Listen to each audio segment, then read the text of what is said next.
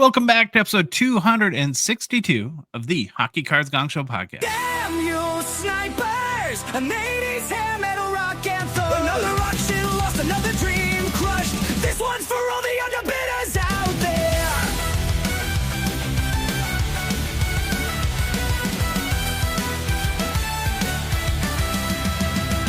I've got my eye on that holy grail. A Gretzky rookie, I'll never fail. The countdown's ticking, I'm feeling alive. But every single time I'm beat at 0-5.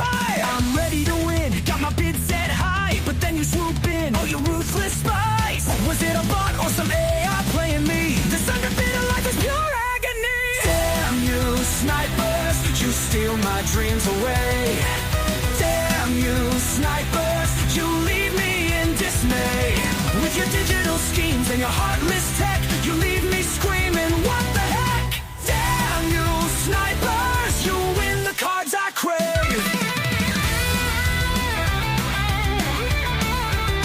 I refresh the screen, my heart's pounding fast. The auction's ending, this one's mine at last. But then the screen flips, you've been outbid. I'm losing my grip on this hobby I dig. I'm in the trenches, fighting for those grails. But I'm just a man while your algorithm prevails. Late nights spent bidding, fingers on fire, but my hopes get crushed by an unseen buyer. Damn you snipers, you haunt my eBay dreams. Damn you snipers, you shatter my extremes. I'll never forgive your ruthless precision, leaving me lost in a collector's prison. Damn you snipers, you win it all today. Is it a man? Is it a machine? How do you always know the perfect bet? Show yourself, coward.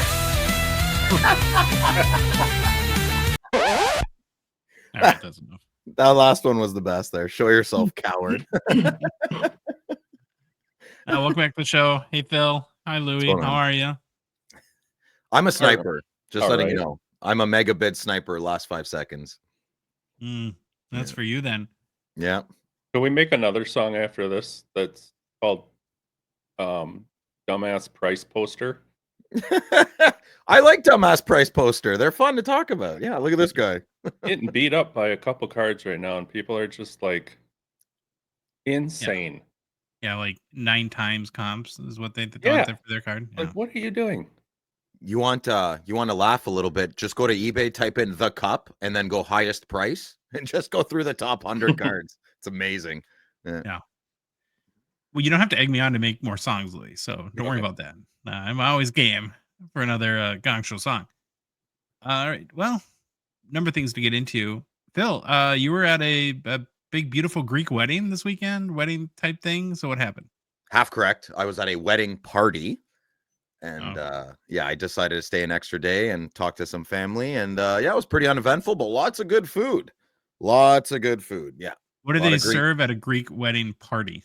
everything, everything you can imagine. And then I had to skip out and take my sister to McDonald's quick because we needed some good American trashy fast food for a while. So yeah, it was good. It's all very rich food, right? They're not hors d'oeuvres, but they're just snacks. And Greeks, we always like to eat all the time. It makes us happy. So I definitely gained like 10 pounds. Yeah. Lamb? Was there lamb? Oh, tons of lamb. Yeah, lots of lamb everywhere. Yeah. I Okay. think they outsource the lamb though. Usually my aunt makes it and tasted a little different. So I don't want to throw under the bus. That would be the end of her in the Greek community if they found out she didn't make it. Costco lamb? Yeah, that would be heavily frowned upon. Ish. Yeah. Louie, how Yeah. was your weekend? How are you? Good. Kind of emotional, but good. Your results came back? Yeah. Yeah. It was senior night for the girls hockey last night. So Oh yeah. Senior night goes by fast. You made it through it. I was glad I heard the report that because during senior night here, you have the parents walk the kid out on the ice, and I was waiting for the big Louis Digger out on the ice, but apparently that didn't happen. What's senior night? What is that? What? they honor the senior kids on the team. Oh, okay. Yeah, senior class. So it's the last year of high school, and just a little acknowledgement that their time in high school hockey is coming to end. Turning into adults. Yep. What else do we got to talk about? Mm, Hockey card? Oh, Yeah. But Phil, I want to talk about your Thursday Night with Phil show. You had a very Oh, beautiful okay. message regarding mental health that I think we've got a lot of positive feedback. Speaking of emotional, holy moly, Phil. That was overwhelming. Oh my goodness. I'm You got choked beyond up. The chat got choked up. very flattering. Very, very flattering. I've not had more DMs in my entire life. So thank you, everybody. I just wanted to go first. That's all that Yeah. was. I'm very open about my struggles in my noggin. And I just wanted to go first because I am pretty open about it. I don't really bring it up unless someone kind of digs with me, right? So if anyone wants to dig a little bit, yeah, throw me a message. I mean, that's my struggle. So I wanted to bring that up first, and I consider myself a pretty strong dude, and I wanted to show that strong dudes can be vulnerable as well. So I thought that was amazing. And thank you for having the courage to do that. And I think, if it helped one person, then it was definitely worth doing. And so yeah, I applaud you for that. And if you haven't seen it, go check it out on our YouTube. You can go under the live tab and watch the show. It's pretty entertaining. We'll get into that no, a we little don't bit have to. We don't later. have Oh, we do. We do. We oh, really we have to. will. Yeah. to. A couple other quick things. Want to mention we had a record month in February or January for our show for audience, and pretty amazing that the show continues to grow. Um, I guess I just wanted to take a second and acknowledge that and acknowledge all the support that we've been getting for people. We love making this show. We take a lot of pride in it. We work really hard, but we want to help entertain everyone and keep everyone connected to the hobby. And the fact that people seem to like it is pretty awesome and rewarding and very humbling. And so I don't know if you guys have anything to add to that, but I wanted to acknowledge all the support we're getting. I'll send out a big thank you because it keeps pushing me, and I know I can probably speak for the other two that it pushes them too to keep going and make this as good as it possibly can be for everybody. So we appreciate it. Amen to that. Yeah, every month is better and better. I'm nervous when we get a month where we're not better. Then what do? We freak out? Wow, Oh, we'll No. hear about it. We'll know. We'll know if something's off. too For real. long. It's too long. Scroll ahead. I don't want to. It's too long. It's too short. It's too long. It's too short. Yeah. Well, I like I said, I think we all really take pride in making a great show and we love doing this. And so again, thank you for everyone. Next announcement is we do have a new show partner. It didn't work out with Phil's slab cracking service. I can't go into the details because that's under contract, but we NDA. signed them up with a new sponsor a few weeks ago, and some things. I think the company's having a little bit of challenges, so hopefully they work through it. Maybe got a few bad Yelp reviews or something like that. I don't know. But anyways, we've been talking for a little bit with Grant Patterson over at GP Sports. Phil, you're friends with Grant as well, I know. Oh boy. Yep. And he's coming on and supporting us, which is amazing. It's helping us work on some of the big projects that we have underway, and we need help in that regard.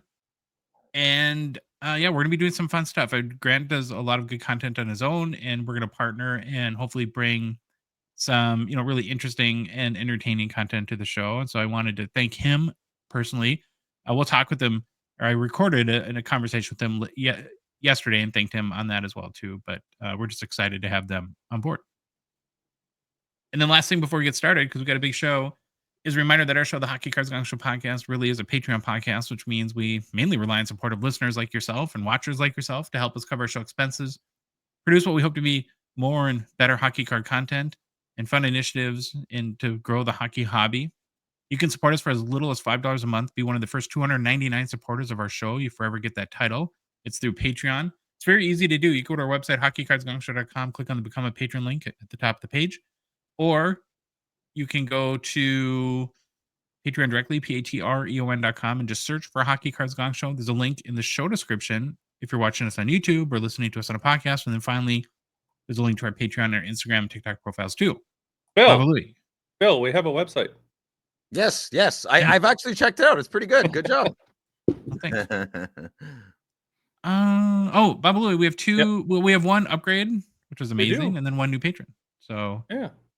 our good buddy Benny Mitchell, who does a lot of see him now in Discord, but also has contributed a lot of mailbag. Upgraded to I believe our partner program. So thank you, or triple gold. Thank you for that. We greatly appreciate it. Sure, And then Sicko's Anonymous, which is kind of interesting name. Do I want to know? I do, but am I scared? Probably to find out. So, yeah, you have to share it the Discord. I don't think you're in Discord yet, so make sure you got the link and let us know the story behind your name. That would be awesome. Reveal yourself, sicko. Reveal yourself, Sicko. Baba Louie, let's roll with the game plan, bud. We are going to roll with the game plan. So on today's show, we will start with Get to Know Your Hall of Famers. Then it's Who's Hot and the Struggle Bus. Then we're off to some hobby news. After that, we will have a little interview conversation with Grant Patterson, which was all Josh. Then it's the Chicago Blackhawks Hobby Mt Rushmore. Then 24-25 Allure checklist and designs is out. We'll chat about that. Gongshow Mailbag. And finish up with personal pickups. All right. Let's get going and get to know your Hall of Famers. Are still making our way through the 1952 Hall of Fame class in our Get to Know Your Hall of Famers series. It's where we're profiling every single Hockey Hall of Fame player, starting with the very first class in 1945. For each player, we do a quick bio, make our case to you as to why you should care about them, and then finally look at their hobby markets. Today's Hockey Hall of Famer we're going to learn about is Bill Cook. Bill Cook. Anyone? No. Bueller? No. Yeah. I think you're going to remember him after in the next few minutes because what a story. These guys have just the craziest, people don't live these lives today that these guys did. That's for sure. Okay, here we go. William Osser Xavier Cook lived from 1895 until 1986, dying at 90 years old. Pretty good run for Billy there. Kind of an awesome name, too. I like Osser Xavier. He went with the more standard Billy, but yeah. I got a off the cuff question here, really quick. Yeah. Anytime, I don't know if you guys see this, you think, oh my gosh, that was so long ago. Anytime you see somebody that was born in like the 1800s, are you like, holy cow, that was forever ago? But then think, all of us, what are they going to think about us when we were born in 19 something and now it's thousands? I don't think we're going to be in any history books, so no one's going to be talking about us. What was Grandpa's name again? I don't know, whatever. All right, sorry. Grandpa fought in the World War. We grew up on processed food. Yeah, exactly. There you go. That's it. All right. Anyways. Okay, so good point, Baba Louie. Cook was Canadian, born in Brantfordville. Yeah. Normally we go right into the... Well, what were you saying? No, nothing. I was incorrect, and I corrected myself out loud quietly. Oh, okay. Good for you. Normally, we'll go right into a player's career, but I think with the story of Bill Cook, it really starts before that. So he played a couple of years of junior hockey for the Kingston Frontenacs in the early 1900s, but when World War I came around, Cook enlisted in the Canadian Expeditionary Force in 1915, would serve in the 50th Battery Canadian Field Artillery for 2 years in France and another year in Belgium, and then would later serve as a gunner in France, participating in famous battles like Ypres, the Somme, Vimy Ridge, and Hill 70. At the end of the First World War, he was sent to Archangel in northern Russia as part of the Allied intervention in the Russian Civil War. He'd end up spending 8 months in Russia, which I'm guessing was less than fun, and would ultimately be awarded the Military Medal for his services, which is awarded for bravery in battle on land. So after Russia, he returned to Canada in 1919, and then his hockey career began. So let that sink in. I mean, that's crazy experiences before you really start your career in earnest. When Bill Cook returned to hockey in 1920, he joined the Sault Ste. Marie Greyhounds in the Northern Ontario Hockey Association in junior and senior hockey league, and led the junior and senior hockey league in both goals with 12 and points with 19. So he serves in the war for a number of years and comes right back to hockey and leads the league in goals and points. Now, he would have been about 24-ish years old at the time and would play another season with the Greyhounds, again, leading the league in scoring, but then turned professional in 1922. And over the next 15 years, he would play for the Saskatoon Crescents and the New York Rangers. Oh. Now, professionally, Cook played right wing. He was known as a prolific scorer, twice leading the Western Canada Hockey League, and 3 times leading the NHL in scoring. Bill Cook was known as the original Ranger in the NHL, as he was the first player officially signed to the team, the team's first captain, and scored the first goal in franchise history, and then went on to lead the Rangers to 2 Stanley Cup victories. So it's kind of funny. The Rangers have Mr. Rangers and Rod Gilbert, who we've talked about before, and the original Ranger in Bill Cook. Any more like that, it's going to be tough to keep everything straight. In fact, Bill Cook and his brother Bun, I said that right, isn't it? Brother Bun. Say just like that, Bun, were signed by the Rangers for their inaugural season and would team up with Frank Boucher to form the Bread Line, which was one of the early NHL's most prolific scoring line. Cook would end up retiring at the end of the 1936-37 season at 40 years old. Then he began a coaching career, which ended 15 years later, with 2 seasons coaching in the NHL with the Rangers in 1952-53 and 1954-55. Okay, why you should care about Bill Cook. Bill Cook was an innovator of the modern right wing position. He played a physical yet highly skilled game, blending power and finesse in a way that influenced future generations of wingers. He not only led the Rangers as captain to 2 Stanley Cups, but he scored the overtime winning goal to win the second cup in 1933 against Phil Toronto. Interesting. Yeah. To cement his legacy in New York. Cook was the NHL's top goal scorer in 1927, 1930, and 1933, demonstrating consistency as an offensive force. A first NHL All-Star team selection, 31, 32, and 1933. He was named, it was the first time that they'd ever done the All-Star teams, and it was named for the first team for the first 3 seasons. It's kind of cool. And of course, for his contributions to the game of hockey, Bill Cook was elected into the Hockey Hall of Fame in 1952. On to the hobby market. Well, thankfully, we have another hockey player that does have playing cards to highlight. So Cook's rookie card is the 1923 V128 Paulins. We're looking at a PSA 4 copy here.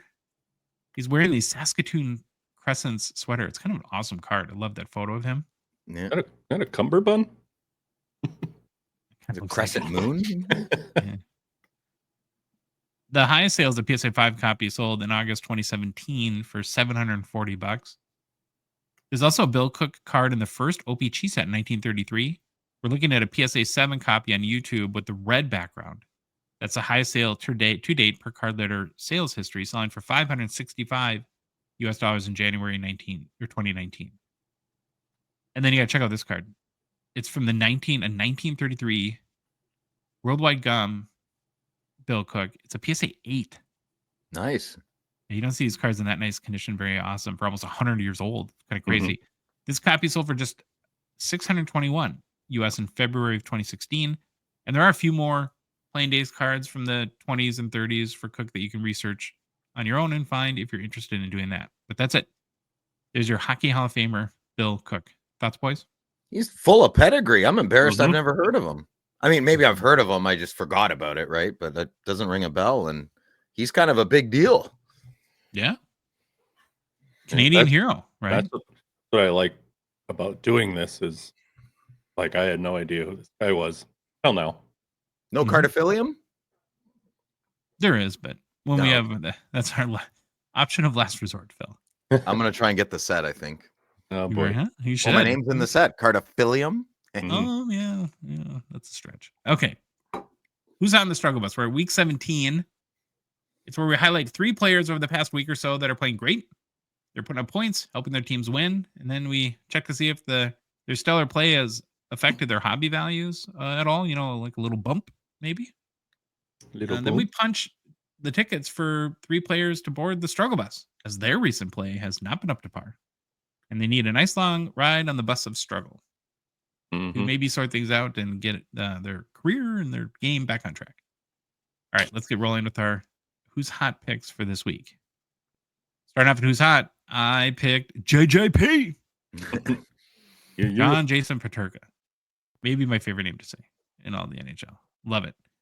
Well, he made his way on the Who's Hot list this week. In the last 6 games played, he's put up 4 goals, 4 assists for 8 points. +6 during that span, too. This includes a hat trick and 4-point night on January 28th and a 7-2 win over the Boston Bruins.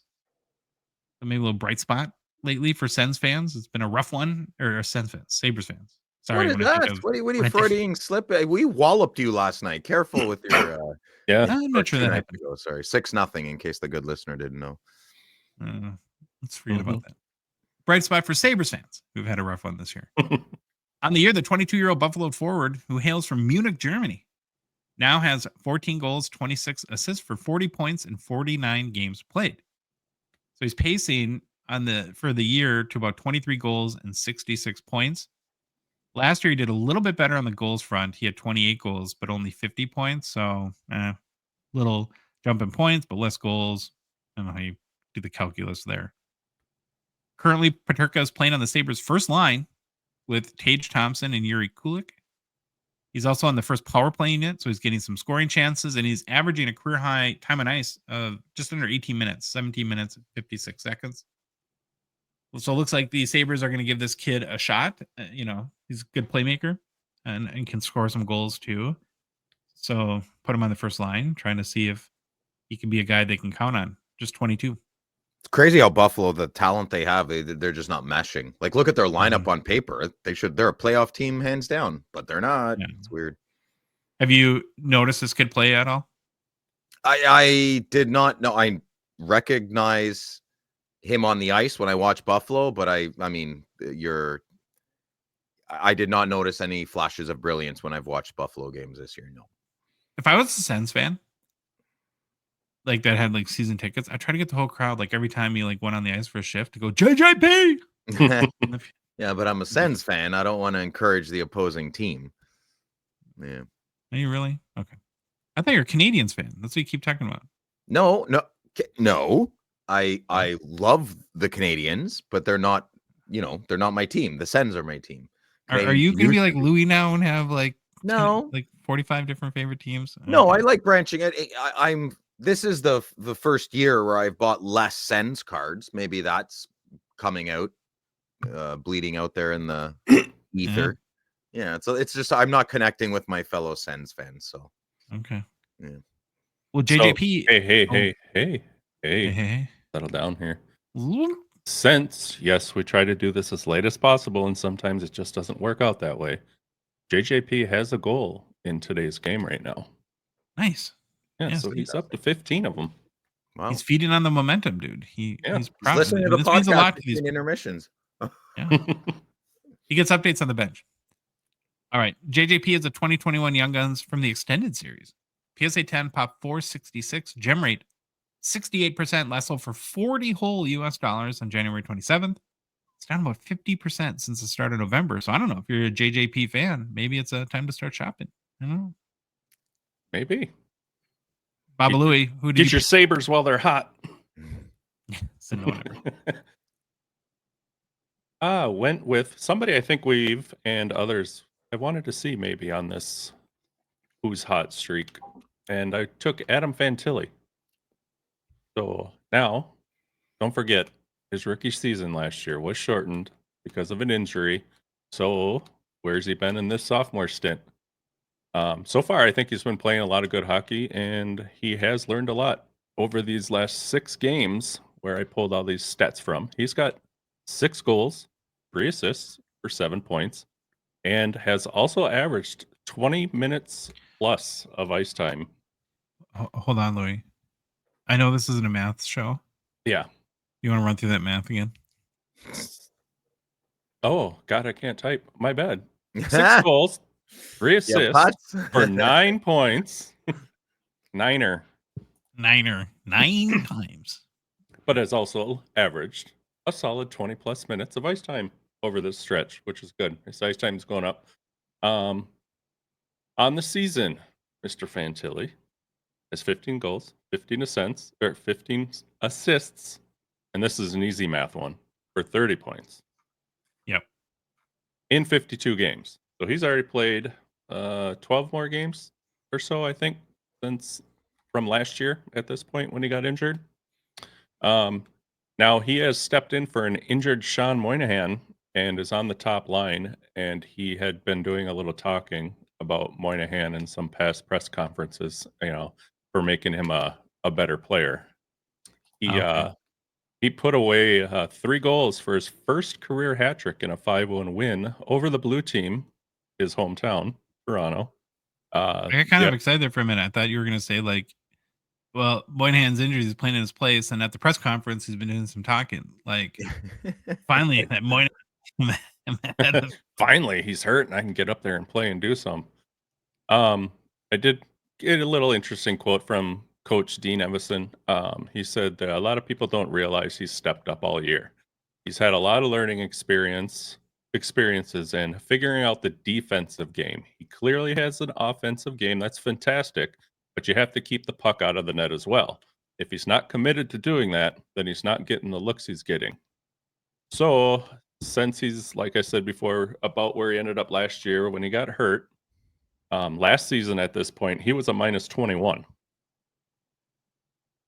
And now he just sits at a -3. So, if you're into that plus-minus thing, yeah, I guess there's a little I stat. noticed that on your stats like diagram where so he's played 101 career games, 52 games have been this year, and he's -3 this year, but still over the career -24. So looks like it was pretty brutal last year from a plus-minus. Tough year. Yeah.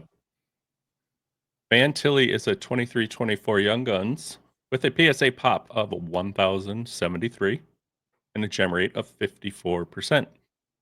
Card last sold for $80 US on February 1st. And it's about where it's been for the last few months, right in that $75-$80 range.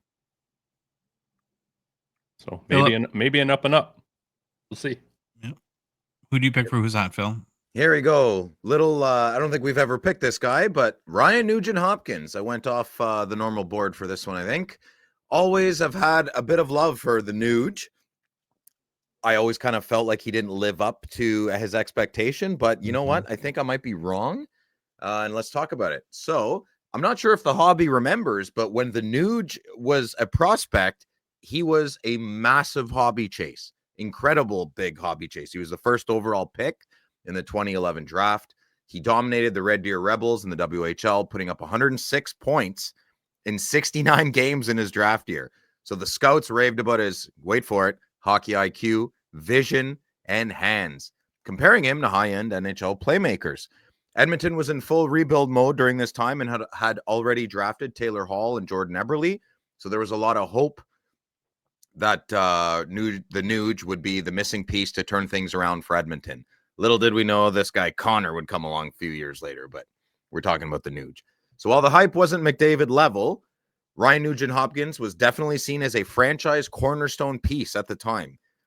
Some people would say he didn't live up to that expectation, but I think his longevity in the NHL has proven a lot of us wrong. He had a massive 2022-23 season, putting up 104 points, 37 goals, and 67 assists. His production dropped last year, but even when he's not lighting up the scoreboard, he's still a very dependable player who contributes in all situations. Fast forward to this year, in his last 5 games, he's been a very respectable +4, and he's had 3 goals and 3 assists, proving he's still a very valuable piece to these Oilers.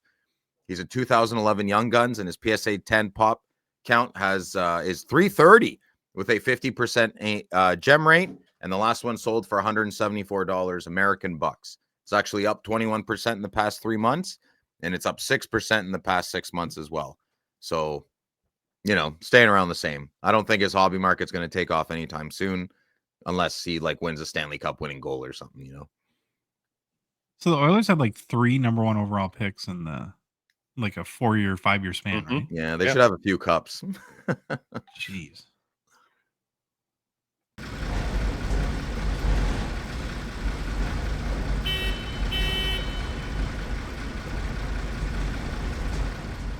Well, there she is, boys. The struggle bus has pulled up. A little heavier this week. Got some extra goalie equipment that we'll get into for a second. Do you guys remember when Yaroslav Askarov basically forced his way out of Nashville because they insulted him by sending him to the AHL, and he's an NHL goalie. He ain't playing in the AHL. I'm not playing in the AHL. Clip that, Louis. Got it. Well, he is an NHL, yeah. Well, he was sort of been in the NHL. Over the past couple weeks in 5 games played, our favorite neck tattooed goalie is 1-3 with a 4.51 goals against and a .858 save percentage. Is that good? Uh, No. it's AHL numbers. Yeah. On the season, Askarov has played 13 games, a record of 4-6, 3.1 goals against, .896 save percentage.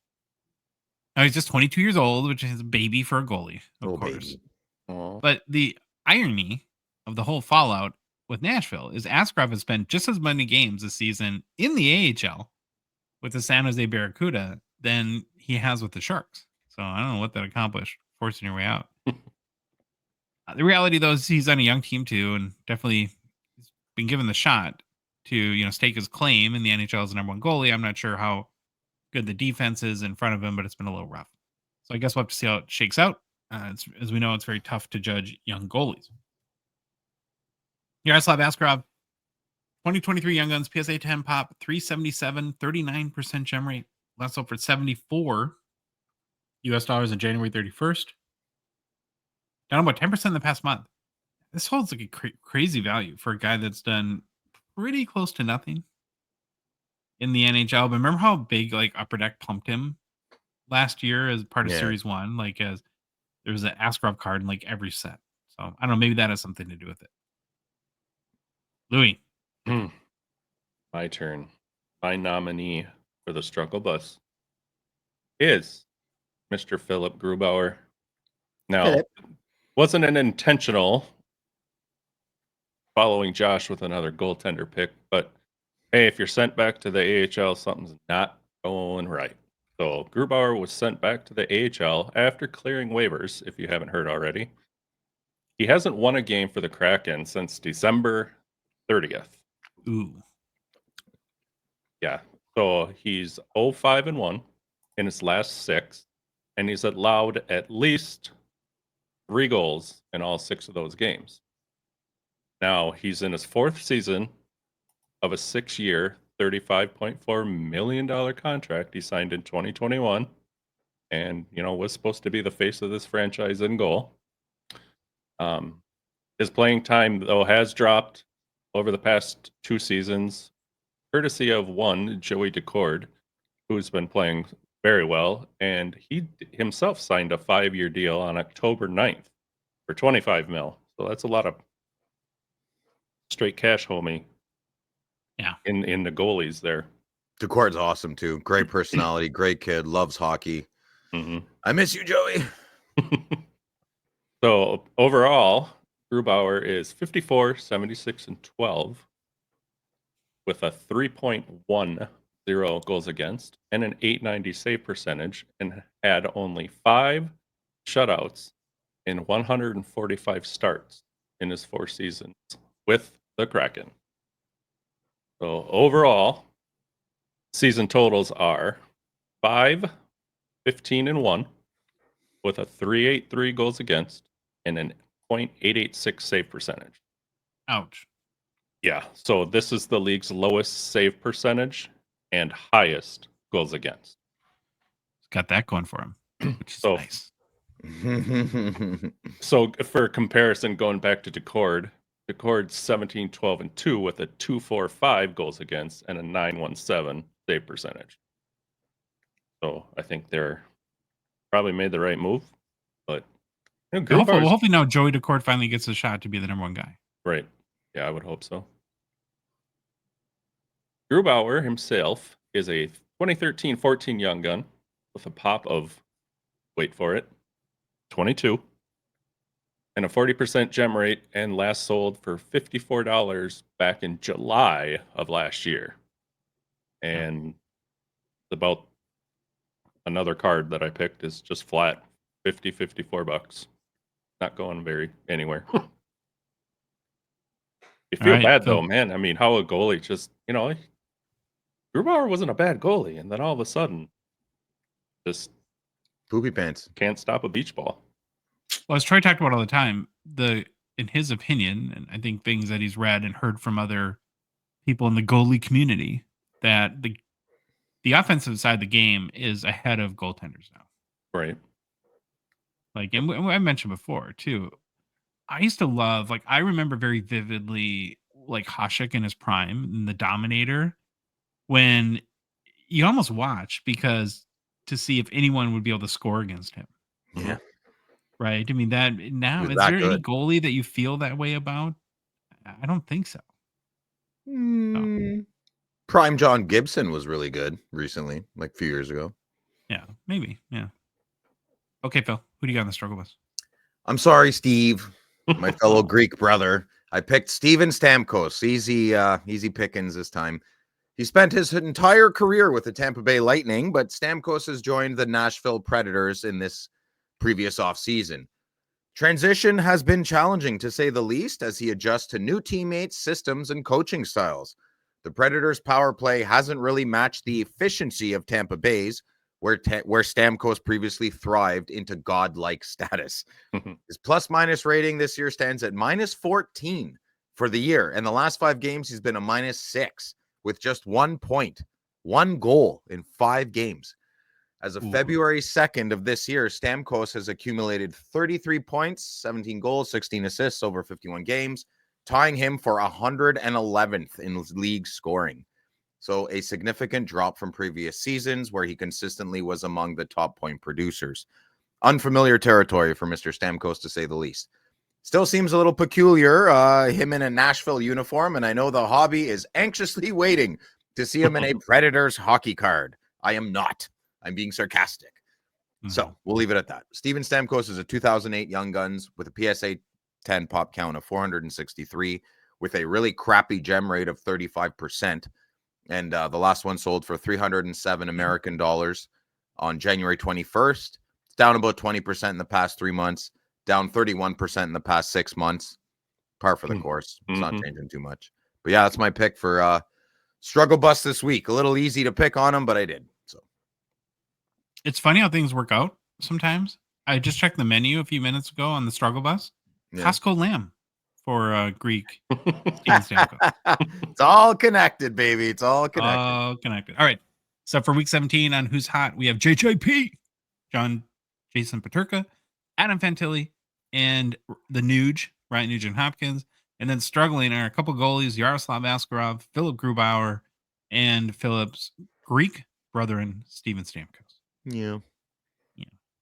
Okay, Slapsharks Gongshow partner sponsor. Super grateful for their support of our show. The current Slapsharks weekly eBay Actions Live ends this upcoming Thursday. We're back to Thursday after the one Friday that was kind of fun. I like to change up a little bit. I watched some of them and I did it. That was horrible. I was all panicked on third. Like I was like, oh, thought I had to check my picks on while I'm doing my Friday night live on Thursday. And no, it was Friday. Yeah, your whole week was all screwed up last week, huh? I'm discombobulated right now. I need a big long sleep. Yeah, I got the meat sweats, you know. Well, this Thursday's auction is another huge one. 4,700 cards. It's getting crazier. Yeah. I know. It used to be 2,000. Now it's almost 5,000. My thumb hurts from scrolling so much. I'm going to claim like a thumb workman comp to Slapsharks from having to scroll through their massive auctions. Yeah, excuse me, sponsor of our podcast. Yeah, I'm claiming WSIB. That's one. Doesn't matter. Oh, WSIB. Yeah. Okay. Do you guys have WSIB in the States? We call it workers' comp. Yeah, same crap. Same thing here. Yeah, I don't let my guys when they hurt themselves. I drive them to the hospital and I get them to take off the company T-shirt and put something else on. But you weren't at work. That's what I do. Oh. I hope the Prime Minister isn't listening, Phil. Okay, I hope he is. You can come to my front door and we can chat about stuff. All right, it was one banger auction after another with Slapsharks. Now, the three of us went through the auction this weekend, each picked out a favorite or two. Well, two. And we'd like to share with you, or those with you now. Yesterday, Louis called me and asked if I would go first, and he wanted you to go last, Phil. And everyone knows the importance I can't believe, keeping Louis, the producer happy. I can't believe I see your picks. I can't believe you didn't pick a certain card. I'm blown away. I don't know if you saw it. Okay, well, we'll get into We'll see. All right. I really love this first card. It's a 2005 Ultimate Sidney Crosby Marquee Attractions Auto Rookie out of 10, BGS 9.510. That's a great looking Crosby rookie year auto. He's got a very determined look on his face.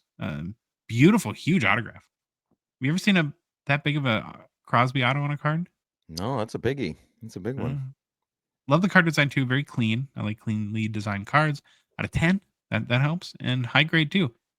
The one thing though about this card that I can never stand with certain BGS slabs is how like the auto plaque is all like kitty wampus and like hanging off to the side.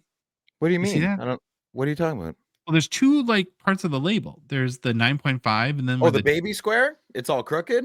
yeah, the baby, it's a crooked baby Yeah. square. I hate crooked Yeah, baby square. really. Yeah. Mhm. I would totally have that reholder by Beckett and say, put the square in right this time, please. Thank you. So, now Fix Phil, it. you want to poop on my card, or that's what you normally? That's part of the script, I guess.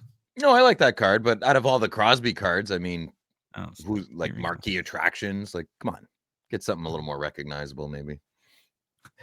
Okay. You want me to pick on you? You asked. The next one is a 2019 The Cup Quinn Hughes rookie patch auto from it's an exquisite rookie patch auto out of 43. Now, to me, the patch is the star of this card, like for sure. It's 4 colors, I think. There's like white and silver, I believe, and black and blue. A million breaks, tons going on. You know, some people are better with jerseys than others. They're like, oh, that's from like the the right dorsal fin or something like that. I don't know. Dorsal fin? What? It's not a dolphin. Dorsal. Oh, it is There's a just a lot whale. going Though. on. And they do have the whale, so you're Yeah. mammal correct. Oh, yeah. maybe I'm right. Maybe There you go. Yeah. when you want to write your apology letter to me, Phil. I'm not no apologies. That's my new thing. No apologies. All I'm right. sorry. I believe again a very nicely designed rookie patch auto with the patch being the focal point. The one thing though, and it's not the card's fault, it's how would you if I described Quinn Hughes auto as meek, would that be a good word? It's better than a lot of the youth coming out. It's just I don't like it's got an Ovechkin thing, right? Really tight and squiggly, really quick. Mm-hmm. I don't like that. Yeah. I like this card. So It looks All like right, a Kings patch. Doesn't even look like a Vancouver patch. Looks like a LA Kings patch. yeah. Yeah. Good choice though. Did you see like when we'll get into the trade later, but before the trade was going down, that I think it was the general manager or the team president like came out and said, I think he was like very frustrated with the whole JT Miller, Elias Paterson thing. And he said, I don't know, we might just blow it up. I might trade Quinn Hughes. He's not trading Quinn Hughes. Yeah. He's in the Rutherford's right he's mind. emotional. He's emotional like me. He's hard on his sleeve. He's not very coy. He's I kind of like him. I mean, he might do it. Yeah, he might just freak out. Think of Talkit. Talkit's probably like, I just want to coach a freaking hockey team, and I have all this crap. Poor guy. How did he not explode over that whole? Well, this has been going on for more than just like recent years. news too. I'll talk about it later, but this is nothing new. All right, Louis, what are your 2 picks? First pick is a 2015-16 Upper Deck the Cup scripted sticks with Mr. Martin Brodeur and Mr. Patrick Waugh. I like seeing these two on the same card. Number 1 and number 2, whatever order you want to put them in, you put them in that order. Brodeur is on top, though. Patrick's the bottom, eh? But it's okay. I mean, it's a cool card. I get the stick thing, but the autos they never look great on there, but having these guys on one card, can't complain. It's raw. Don't know what they want for it yet, but cool card. Wouldn't mind having this in the old collection. The wiggly autos on the sticks doesn't bother you? Yeah, it does. Me too. Yeah, like they're kind of not going to be there in a few years. Just kind of fade away. Like, especially when you're trying to write small, like when Brodeur tried to put the 30 on there. Yeah. If you didn't know what his number was, you'd have no clue what the heck he was putting in there. And then number 2, if I can push the right button here, is a 0506 Fleer Ultra rookie, Sidney Crosby, in a BGS 10 holder. Just a sweet card, sweet rookie, Fleer Ultra, Sid. Yeah, cool card. Be fun to have. Love So the card I thought you were going to pick, Louis, was a limited logos from 2005 Martin Brodeur 3-color. Yeah, I saw that one in Oh, there you too. did? Yeah, Okay, but okay. I don't know. I thought for sure you did. I mean, I even like I it. don't want to be too big of a homer. I'll throw Wah in there too. You're not a homer for picking a Brodeur card. You're a class act. Oh, is that it? I don't Top know. notch, top He's notch. got a lot of pedigree. I mean, he's in the debate for, top 10 best goalies of all time, I would say, right? Yeah, Top 30. I do like that limited logos. If I remember right, though, that's that one? It's got the old school like Upper Deck logo in there, right? I don't remember. I didn't pay Yeah. that much attention. Oh, sorry, I do. Okay, my turn. Oh, Yeah, you want to go. go now? Yeah, please. Let's see your crap. Yeah. There we go. Never mind. So yeah, exactly. So we have, and I can't stand Detroit. So what you're looking at, good listeners, a 2021 Upper Deck stature, Nicholas Lindstrom, 1/1 purple portrait. Not a big 1/1 guy, but I mean, just banger card here, guys. So I'm not a Detroit guy, like I said, but Nicholas Lindstrom, one of the greatest NHL defensemen to have ever played in the NHL. So this has to be mentioned. We don't see many cards from Nicklas. I like saying his name like that, from Nicholas, especially a game use patched and an autograph. I don't recognize his autograph at all. So it's not very common. No, I'm not going for this card, but I feel like this needs to be brought up because this card seems buried in the almost 5,000 cards of Slab Shark. So I feel it's my duty. It's my duty to let the good listener know that there's a very special Nicholas Lidstrom, not sticker auto, hard auto, and a game use patch, and it's a 1/1. So I really hope a good Detroit, maybe a player collect of Lidstrom, or even just a big Detroit fan. This is a special card. And I'm also really curious to see what this ends up at. It's only at $98 right now. Now it is Monday. I understand that. But I mean, how could this not be $1,000 card? Like it's a 1/1 of Nicholas. No, it's not going to be, but it should be. It's crazy to me. Anyways, what do you guess it ends up at? Like, what's your prediction? 525. Oh, yeah. We'll see who's right. Let's get $1, Bob. $1. $1. You pick another card? Yeah, my next card. So I'm on this train of talking about certain players. I actually might go for this card. So what you're looking at, good listener, is a 2012. Phil, you have pretty good internet for being on a train. Oh, nice. Not bad. Yeah, bullet train. Bing. Burp, burp. So what you're looking at is a 2012 Upper Deck Dale Hawerchuk Hockey Heroes auto. Dale Hawerchuk is one of the forgotten NHL superstars that we never talk about. So I'm going to take this opportunity to remind the good listener of how good Dale was. He was an instant impact to the NHL. He was drafted first overall in 1981 by the Winnipeg Jets. He became immediately their franchise player, putting up 103 points in his rookie season, winning the Calder. He's a consistent scoring machine. 16-season career. Guys, he racked up 1,409 points. He's part of the over 500 goal club, and he's just 9 assists shy of 900 in just shy of 1,200 games. He had 600-point seasons. He is massively overshadowed by these two other guys. What's their names? Oh, yeah. Wayne Gretzky and Mario Lemieux. But Hawerchuk was an elite offensive force. He played in the same era as Gretzky and Lemieux, so he didn't always get the credit he deserved. But he played in almost any other era. He'd be talked about even more. He carried the Jets in the 80s, and the Jets sucked in the 80s, but he still put up massive numbers. When he moved to Buffalo in 1990, he became a key piece for the Sabres, proving he can produce anywhere. He's also a Team Canada hero. In 1987, the Canada Cup, he was overshadowed again by Gretzky and Lemieux, but he played a huge role in the winning goal of the tournament, winning a crucial faceoff that led to the legendary Gretzky to Lemieux game winner. So he contributed. He didn't score it.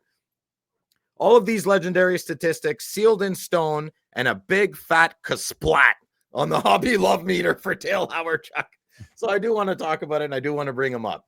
I'm definitely looking for a set where I can collect all of these guys like Ron Francis, Pierre Turgeon, etc., where all the cards have some uniformity to them, where it would look good in my top loader binder. Maybe these Hockey Heroes cards, maybe the Champs and Clear Cut, and of course the front runner, the SP Legends, comes to mind. And I do have a Dale Hawerchuk in there, but I wouldn't mind a couple more. And I think this Hockey Heroes might be a good scratch for my itch. So the current bid is $51. Seems dirt cheap for one of the greatest players to ever play the game. and I'm going to take a look at it. I don't imagine this will go too expensive. You see how good a simple hockey card can look? Yeah. Yeah. Nice, Perfect. eh? Yeah, big fan. Well, Yeah, if you're a Canadian hockey cards collector, like Phil, who plays one on TV, then you should really be using Slab Sharks to help sell your cards on eBay. Because why, Phil? Why should you use Slab Sharks? Because they sponsor our show. Okay. A Well, great structure. one That's a reason, good but answer. probably that's why we care. Well, because Phil, for the good listener, they make your life simple and easy. There's no hassles with photos or listings or questions from buyers, payments, shipping, or post auction problems. They just do it all. Plus, your auctions are included, and they're very popular and somehow still growing weekly auctions that attract tons of hockey collectors that are all ready to bid. So, for complete consignment information and to get the process started today, be sure to head to slabsharks.com. Hobby news. Hobby news. Hobby news. Yeah. Yeah. Oh, yeah. Well, a U.S. postal worker was caught stealing over 100,000 in sports memorabilia. Are you serious? Yeah. Wow. A bunch of news outlets reported over the weekend a case of a United States postal worker in the Bronx, New York, who admitted to stealing $100,000 in sports memorabilia. The guy's name is Shelby Dozier, 34 years Shelby. old. He's a former postal worker now, Yeah. and he worked as a mail sorter. Okay, I got to do a little sidebar though. If you're watching on YouTube, so this photo was from the AOL and a story about this case from AOL, and the poor postal guy here got done dirty by. I mean, it's like, let's take a picture of like some guy's butt leaning into the back of a. I don't know. Maybe it's just All me. I right, just let's thought get this was this really over funny. with. Okay, back to the story. So I guess as a sorter, this guy was able to identify packages from auction houses and consigners and sorted some into like his own backpack. Apparently, an investigation later found that Dozier stole valuable trading cards and sports memorabilia from at least 10 packages that were mailed to the auction house and then sold them for a profit. A federal prosecutor said he was charged, and as part of his plea agreement, he's been ordered to pay more than 108,000 US dollars in restitution. Wow. Now, he has yet to be sentenced. That will happen on April 22nd. So, it's a novelty story, I guess, but it's like, from like a takeaway standpoint, it got me thinking, are we sometimes lax as collectors and buyers and sellers, and how do we ship our cards in sort of like obvious ways where like anyone that works in a post office would know that this is a sport card and sort of make it tantalizing to take. Again, now you should be able to trust whether Canada Post or the U.S. Postal Service. That goes without saying. But I don't know. What do you guys think? Do you do things to make cards not look like cards, or no? No, I don't really. I buy expensive cards. I don't ship expensive cards. Like Yeah. look at our rip party. People are still messaging. Where are my cards? I'm like, I don't know. I mailed them. Like, and who's gonna steal? Like, nobody won anything worth of crazy value. But Yeah. maybe someone swiped something, or you don't know. I'd like to think you'd have to know what you're looking for. Like, no one that doesn't collect cards doesn't know the standard package, right? Mhm. The bubble Yeah, I don't know. mailer. It's like the 4x6 bubble mailer. How many people send different stuff in that, or is that most commonly sports cards? It'd be interesting to know the answer to that. Sure. Whenever I buy an expensive card and it's authenticated from the program, it's always left at my front door. So if you want to talk about safety, the most Yeah. expensive cards I buy in Canada are left unsupervised at my front door. So that's. Have you guys ever had a card that either you shipped or was meant to be shipped to you get lost in the mail? Silver bar? I had a $2,000 silver bar once shipped to Kingston, which is about 2 hours away from me, and I wouldn't let them ship it, and I drove and went and got it. I didn't trust anybody with that. Yeah. I had that one that didn't show up, but that's because supposedly I was deceased. Oh yeah. Because you were what? Deceased. Oh, I you're thought he was dead? Yeah. Remember Oh, that that's one not with the label on there said return to sender, deceased? Nah, I don't remember. Is this That's like, are you like Patrick Swayze in Ghost right now? Is this like you coming back to life and you're gonna make pottery with Phil? Whoa, my Louie. Oh, you're gonna get stop! You're gonna get copyrighted. Which it's the whole stupid thing about YouTube. Yeah. Mhm. Okay. I'm pretty sure I don't sound like Elvis or Righteous Brothers. Yeah. Oh no! Yeah. Have you heard the Elvis version? You've lost that loving Unchained Melody. Unchained Melody. I mean, Elvis wrote it. It is haunting. I recommend everybody stop listening to the podcast, put on the live version of Elvis Presley Unchained Melody, and crank it. It is haunting. It is Unchained Melanie. Melody. Unchained Melanie. Come No, on. Is there a Melody. girl named Melanie that you're like? No. Okay, moving on. Let's go. Come All on. right. Louis got the next story. All right, let's go. I don't know if you heard, but JT Miller was traded to the New York Rangers. What? Yeah. Surprise, right? Okay. Yeah. So Miller was traded to the Rangers in a 6-player deal on Friday. If you didn't know, him and teammate Elias Paterson are having some issues, and it finally came to a boiling point. And this has been going back almost 3 seasons now, where these guys have been going at it. It's stated that Miller's aggressive leadership style didn't work out for Paterson's quieter, more gentle style, and that's kind of what set it off. Paterson didn't like the way Miller was doing things. So in October, the boys got into a squabble, kind of going Braveheart on each other, slashing each other with their sticks, pushing each other around. Miller had left the team in November for what the team said were personal reasons. And then he ended up rejoining the team again after 10 games. Now, at first, Vancouver tried to make a deal with New York, and it didn't go through. And then Vancouver tried to move him to Carolina, and that also didn't work. So, second bid to the Rangers, Vancouver and them finally agreed on a trade, which sent Philippe Scheitel and Victor Mancini and a protected first-round pick to Vancouver as part of the deal. The 2025 first-rounder traded to the Canucks is protected if it's among the NHL draft's top 13 selections. One other thing I pulled out of this is where the Devils were and maybe trying to acquire him. Now No one that cares. I do. Okay. Good talk. You know, they're looking for guys too, and they didn't.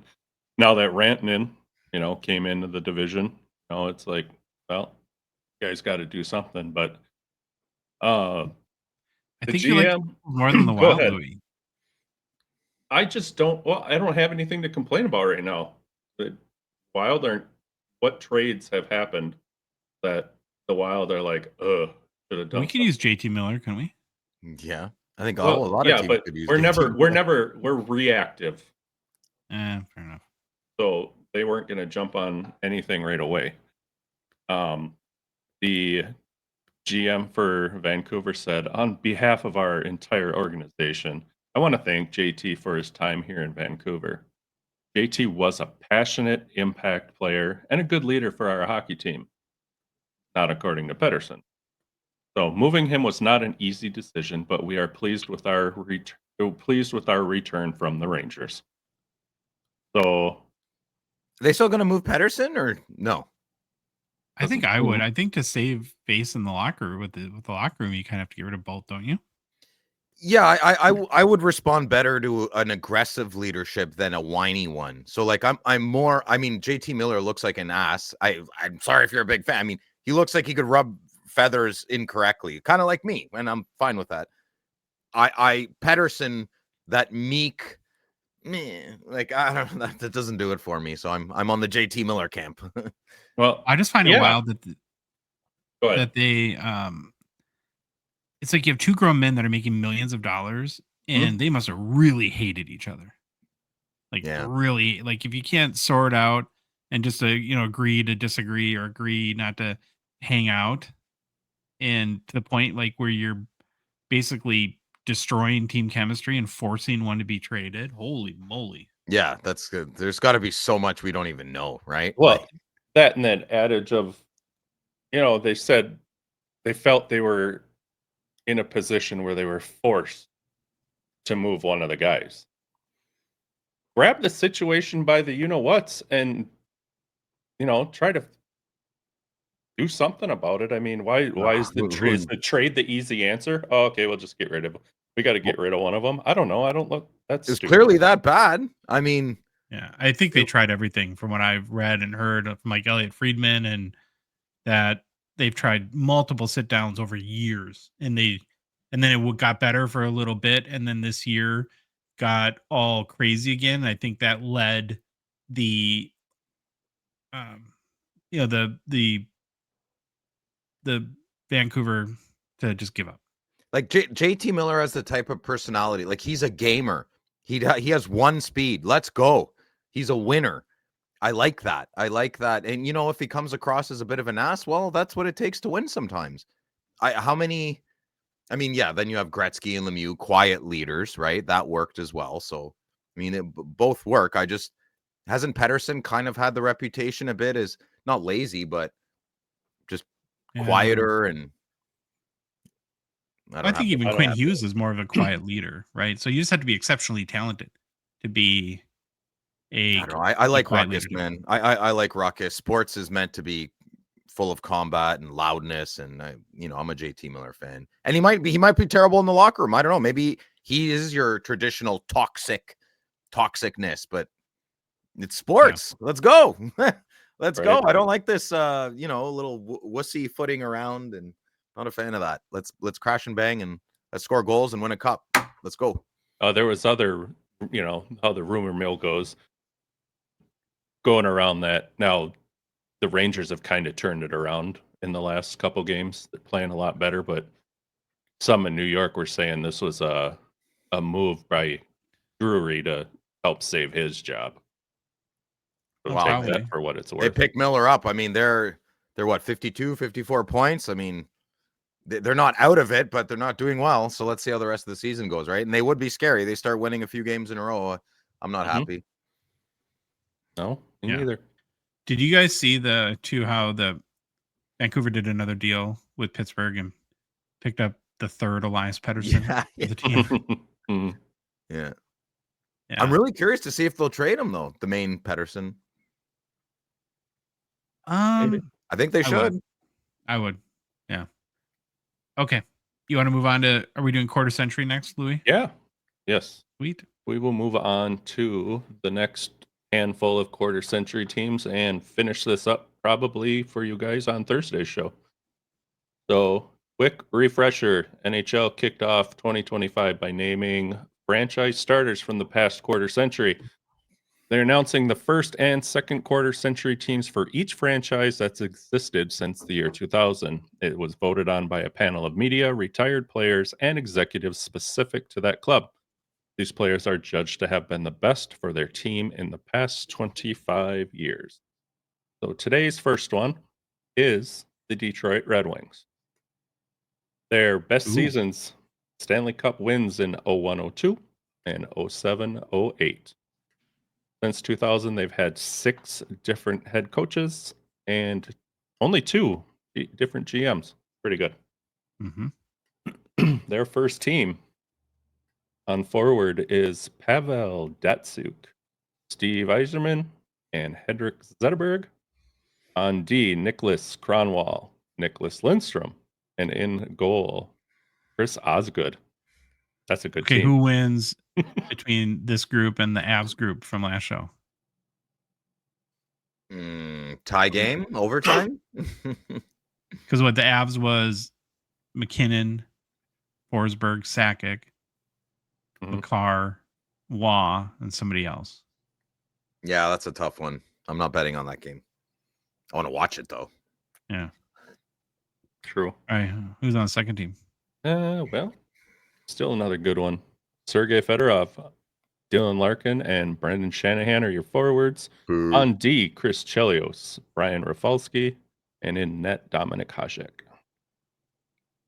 This is probably the best first and second team, though. I don't like. I'm not a Larkin Shanahan guy, but I respect their abilities. All right. He's a whiner. Larkin's a whiner. Really? Yeah, he's a whiner. He's always complaining. Oh. The Him and Captain Brady should hang out. Yeah, Brady doesn't whine though. Oh, of course not. Mm-hmm. Moving on to the New Jersey Devils. Best Oh, season Stanley Cup wins in 99, 2000, and 2002, 2003 seasons. They've had, now hold on, 17 coaches since 2000 Wow. and 3 GMs. Yeah, Lou Lamoriello. Yeah, 1A, 1B, 1C. Mhm.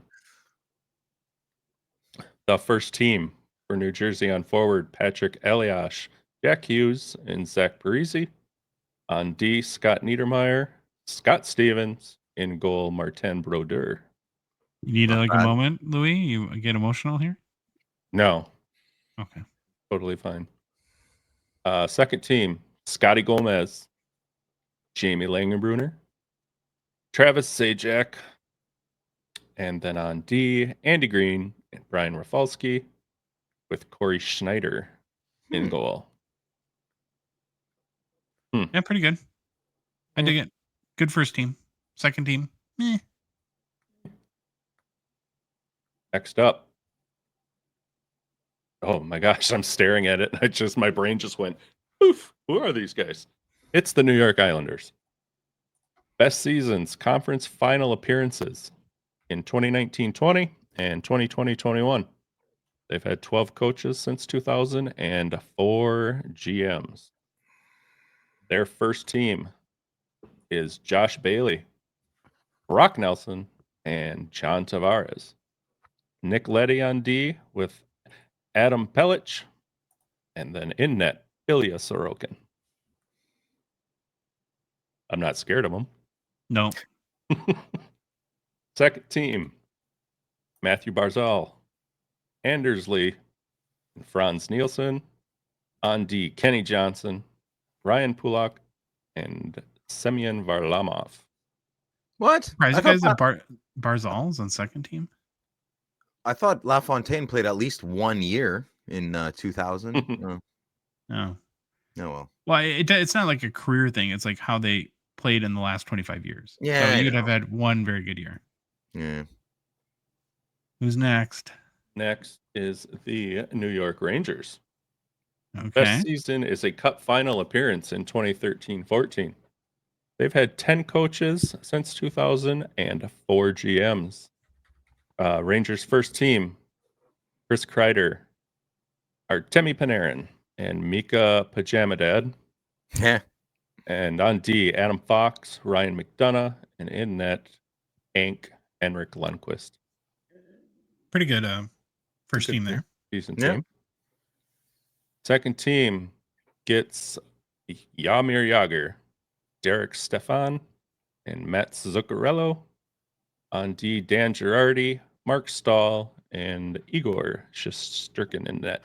I'm surprised at Stepan. I guess he was that good. I don't know. He's a Hastings guy, right? Mm-hmm. Louis? Yep. Yeah. So he's from like 15 minutes from here, from our house. Ask him why there isn't an H in his last name. Ooh. That's a personal question. I don't know if I want to. I'm not asking him. You can ask him. All right, But who that's else we it. got? That's it for That's today. it? Yep. All right. All right. Good job by you. Yeah. Thank you, sir. Well, we're going to move on to, I mentioned at the top, new show sponsor, GP Sports Cards. GP led by Grant Patterson. GP. Uh-huh. Obviously, again, we're thankful that they came on to help us make a better show. So I thought the best way for us to kick off what we'll be doing together is to have a conversation with Grant, get to know his backstory a bit. He has an interesting story. And how he's gone from just a kid that loved hockey cards and to make it his life's work. And now he's got his very popular Friday night breaks, which is sort of a thing in the He's a hobby man now. brand. Mhm. Yeah. He's a man. And he's almost weekly now buying these crazy hockey card collections, spending like 5-figure, 6-figure collections. Mhm. And so with that, we really hope you enjoy this conversation with Grant Patterson from GP Sports Cards. Well, we're very pleased and excited to welcome back Grant Patterson to the Hockey Cards Gongshow podcast. When I said welcome back, because we did talk with you for a few minutes during the chaos of what was the Fall Expo. But this is our first kind of proper conversation on the podcast. So welcome. Thank you for joining. Appreciate it. Thanks for having me, Josh. Yeah, we had a quick talk at the busy expo. It was a crazy time at the expo, but we got a nice talk in there. But excited to sit down and now join the team. Yeah, the GP logo looks good up there on the brand board. We talked earlier, mentioned that you guys are supporting our show, so I just want to take this opportunity to publicly thank you for that support. It's really meaningful to us and helps us continue our goals. And I'm excited to chat today because I'm fascinated by your story, right? A lot of people get into hobby businesses for, in every way imaginable, and everybody has different goals. But the one thing that I'd always heard about you in particular is that you are really a diehard collector.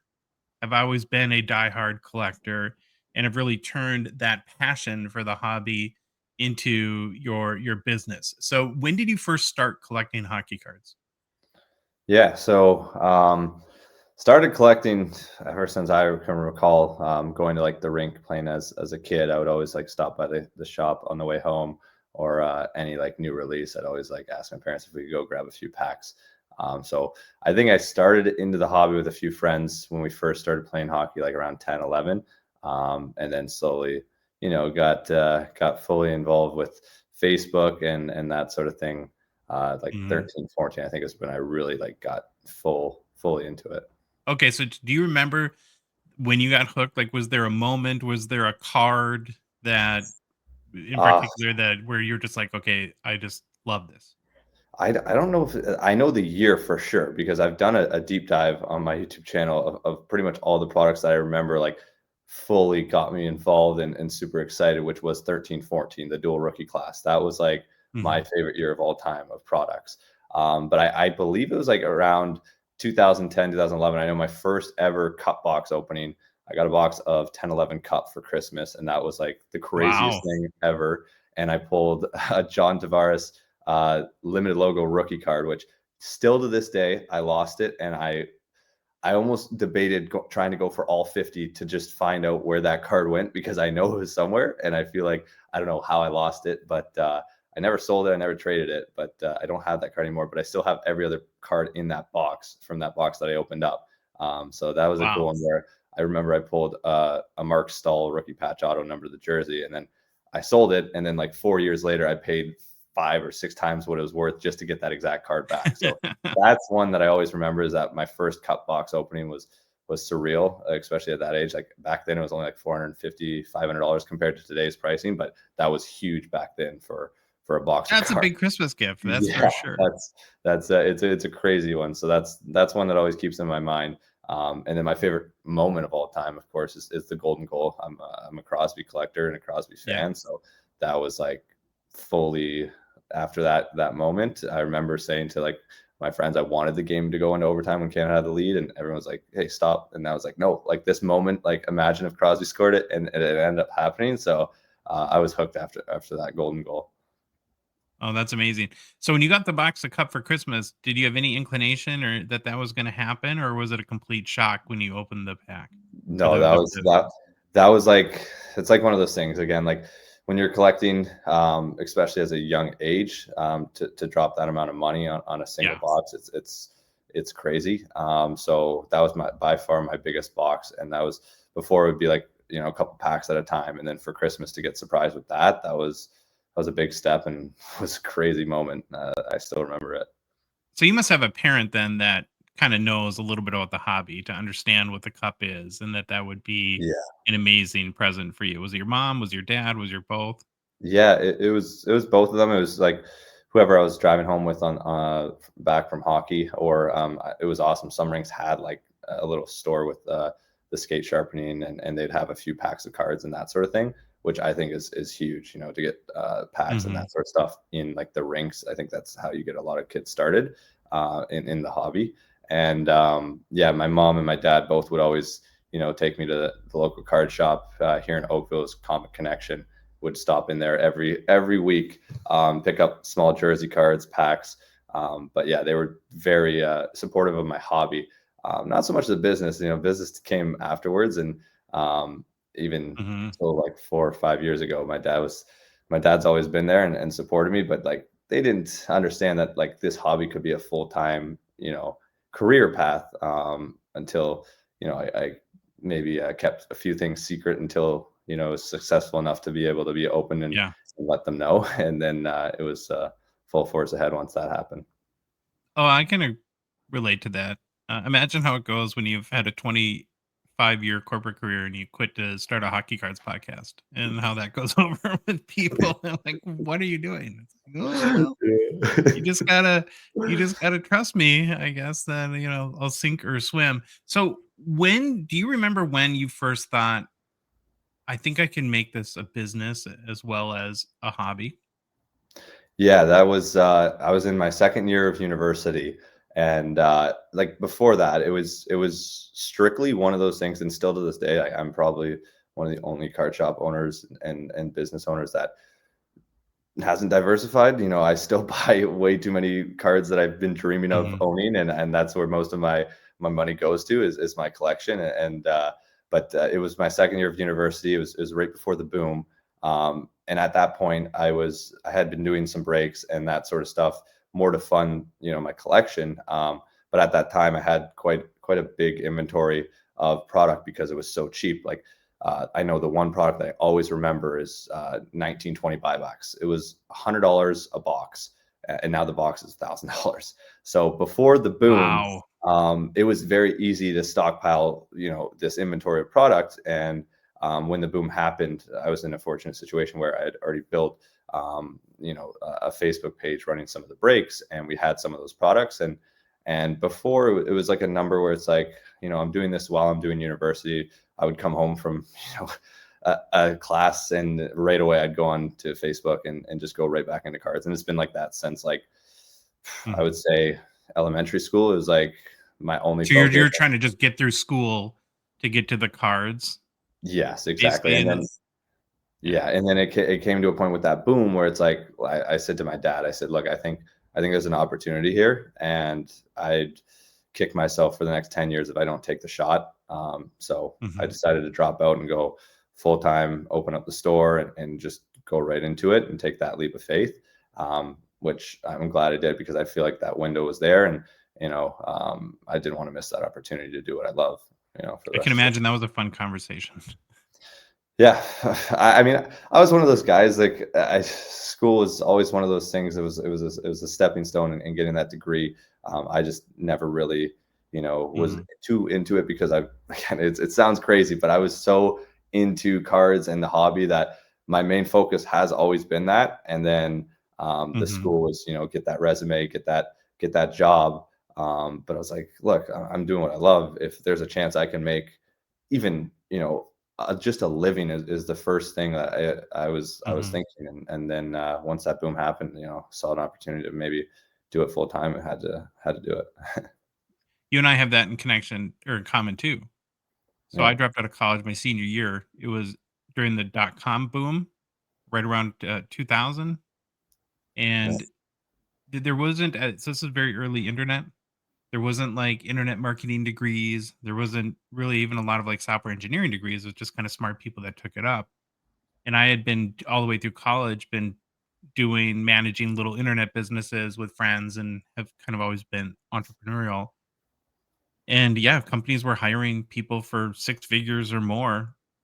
And I was, 21, and I was dropped out, and my parents were not happy. And then I went back later and finished. But yeah, so I understand when you feel like you have to take that shot, and sometimes you have to trust your instincts and just go for it. So when you first started breaking, were you nervous? Were you bad at it? How long does it take to get good at being a breaker?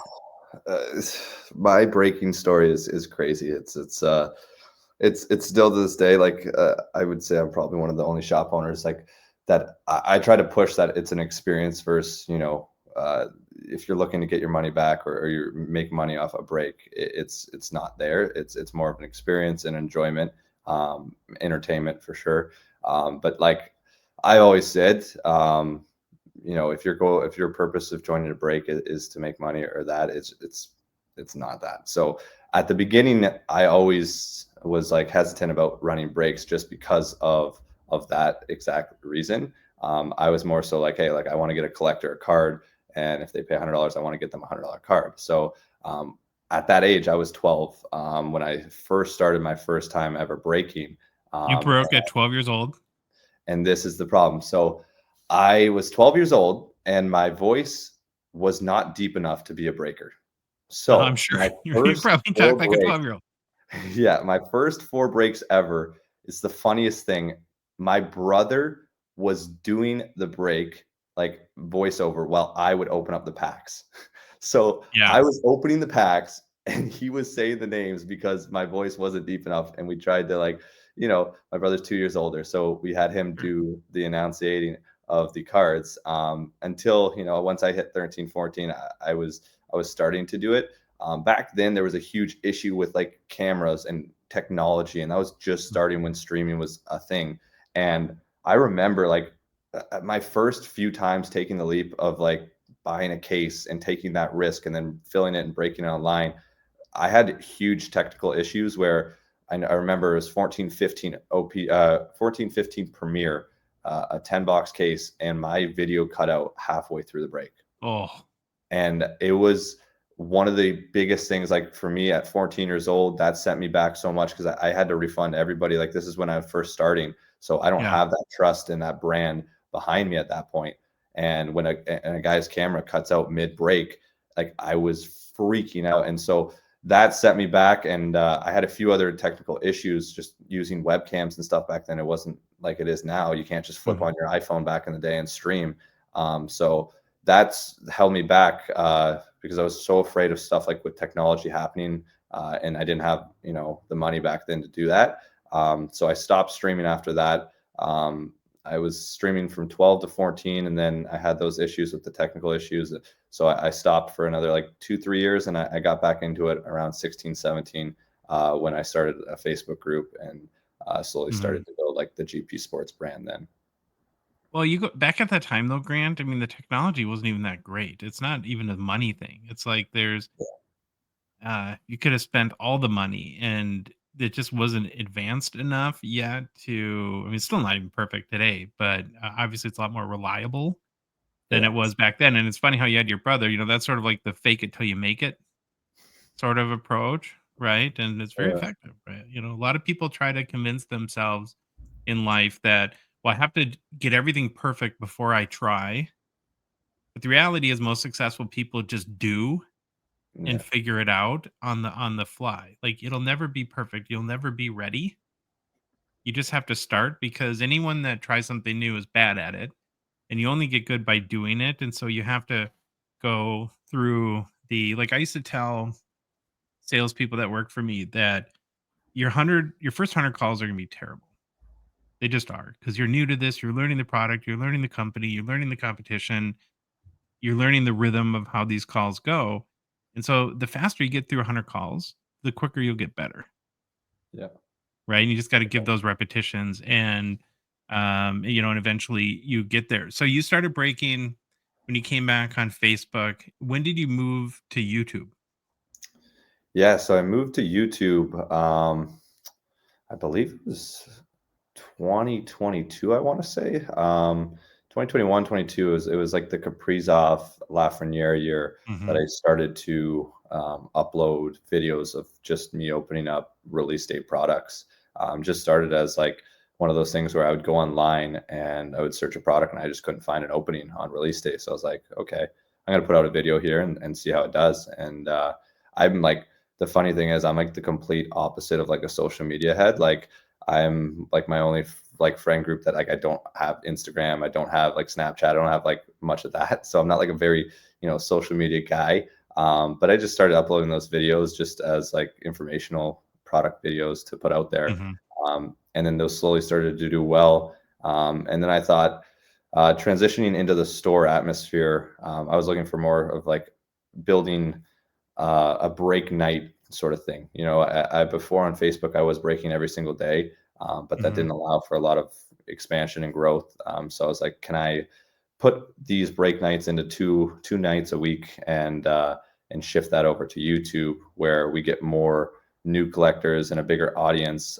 Whereas Facebook, I loved it. Like I love the Facebook community because you have a nice tight knit group of I think we had like 800, 900 members in our Facebook group, and that was the same people over and over again every single day. So it was great. I built so many great friendships, and I thank all of them because they were really there when I needed them the most. And those group of members in our group were awesome.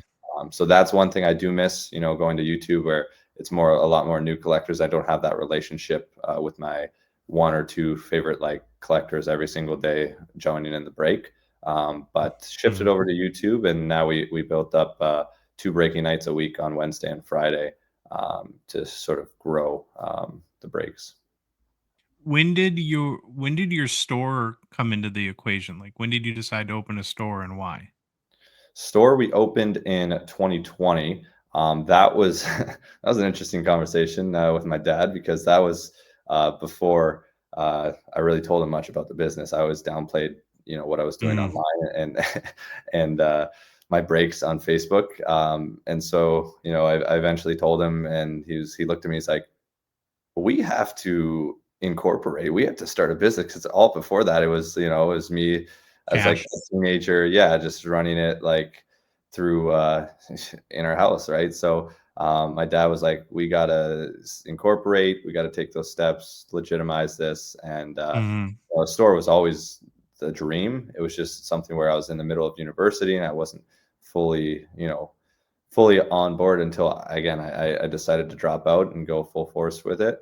And my dad was really a big help with that, being on board and helping us get the store. It sounds like your parents are very support. I mean, obviously, any parent's gonna have concern over risks, right? I mean, that's the one of the things we try to do. I have a college kid right now. You try to mitigate risks for them, but it seems like that, your dad has been instrumental in helping you build your store. Yeah, he's great. He comes from that business background, Mhm. whereas I'm like a full hockey card collector. Love it, live and breathe it. So sometimes in the areas that I lack in the business sense and that sort of thing, he's been doing that his whole life, which is Mhm. great. It works well. And so yeah, he's been a huge help. Starting the business as a store, retail storefront, especially relationships and that sort of thing. He's great on that end. He still doesn't know too much about the products. It's still, Yeah. like I said at the expo. He might mix up a blaster box and a mega or a hobby, but in terms of the business sense, like, he's great on that end. What's a couple things about opening a store that you know now that you wish you knew back in 2020? Oh, that's a good question. It's not as rainbow and roses that if most people make it seem. It's stressful, lot of work, but it's great to have like a community around our area. That's my favorite part about it. People Mhm. bringing in cards, um, having a trust, and it legitimizes us as a business. But the biggest thing here in Canada, and I still say it, it's still frustrating, but we get we get the hard end of the stick for a lot of products and releases that are very important, especially tops, panini. Those Yeah. things don't make it, north of the border very often. So um, we we get very small numbers on that end, and that's really like important for a lot of these companies, because there's some great margins on those products where.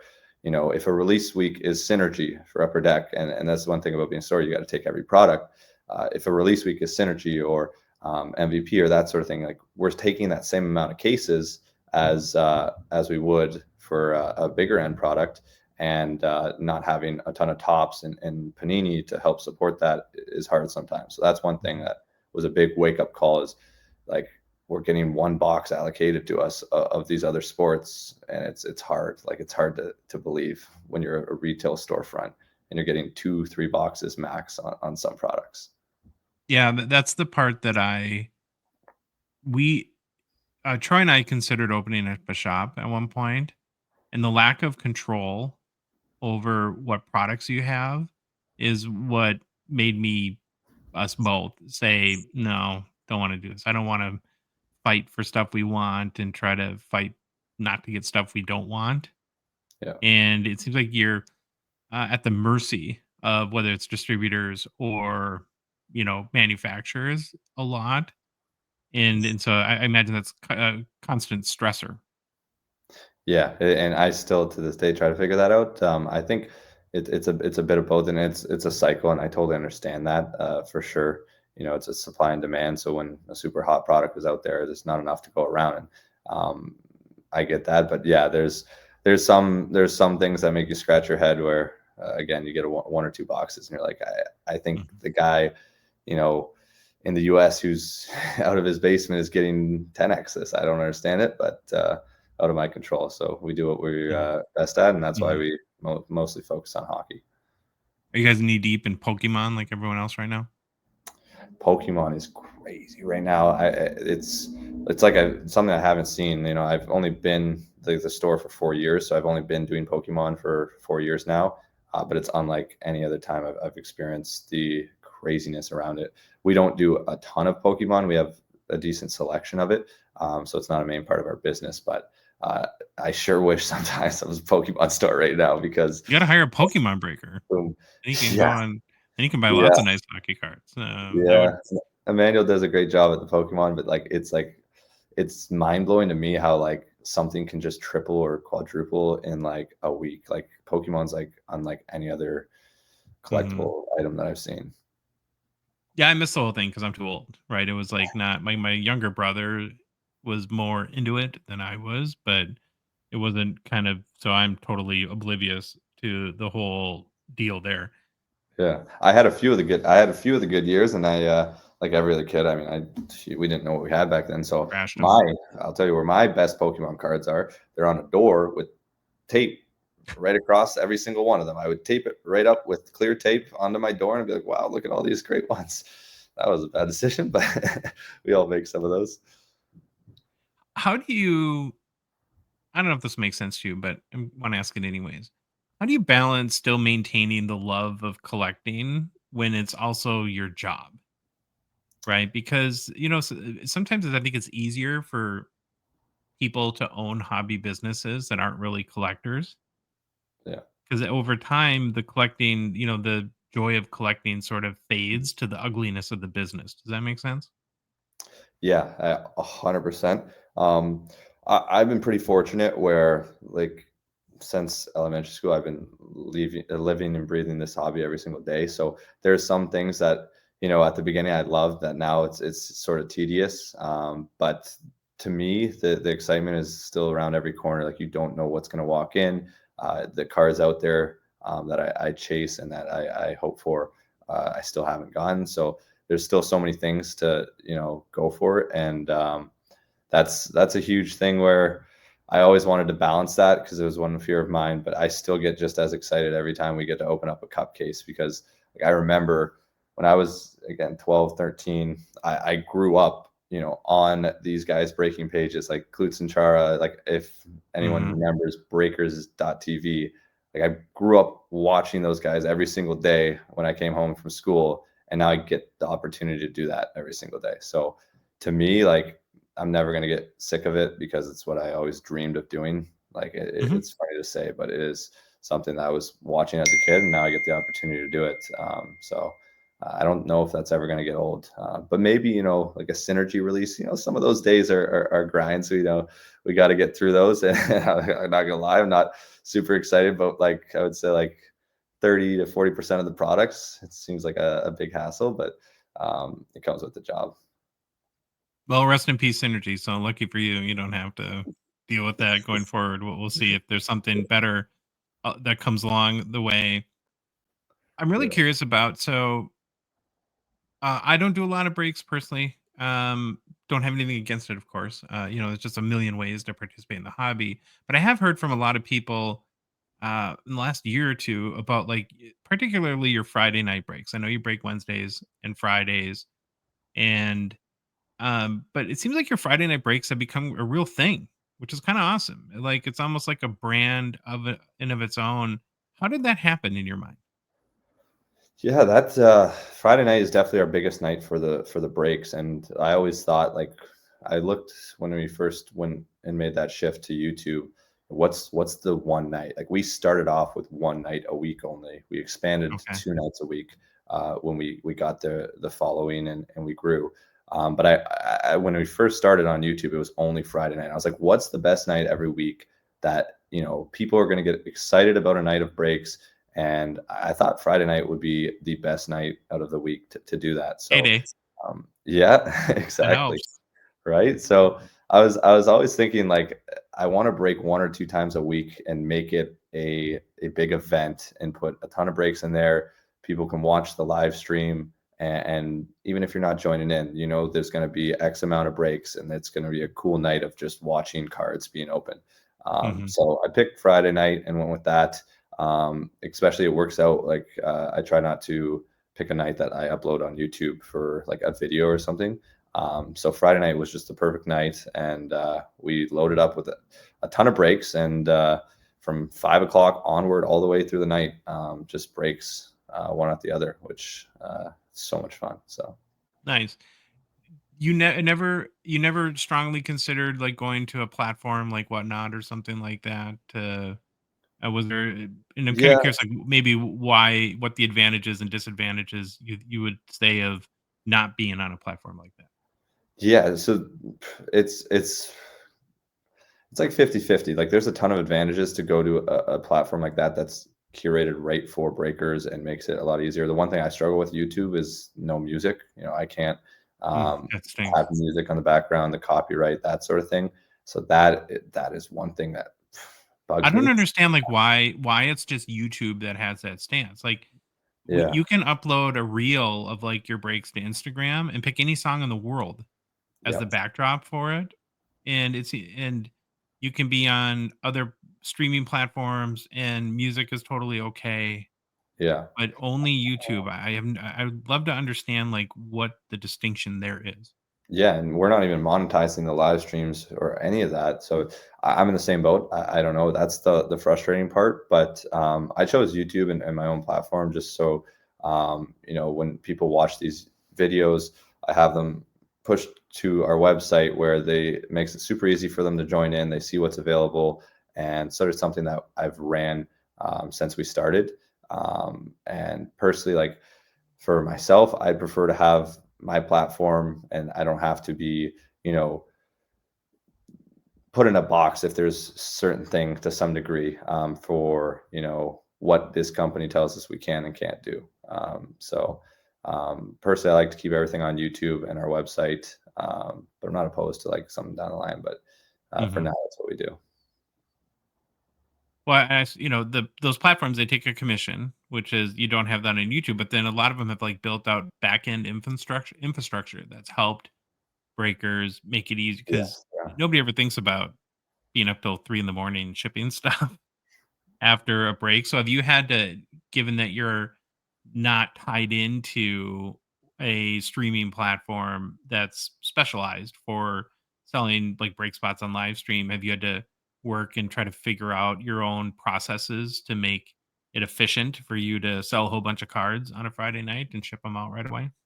Yeah, there's a huge back end that people don't see to breaks, and it is tedious. And I still do it to this day to some extent. I'm still printing off some of the labels and packaging some of the orders.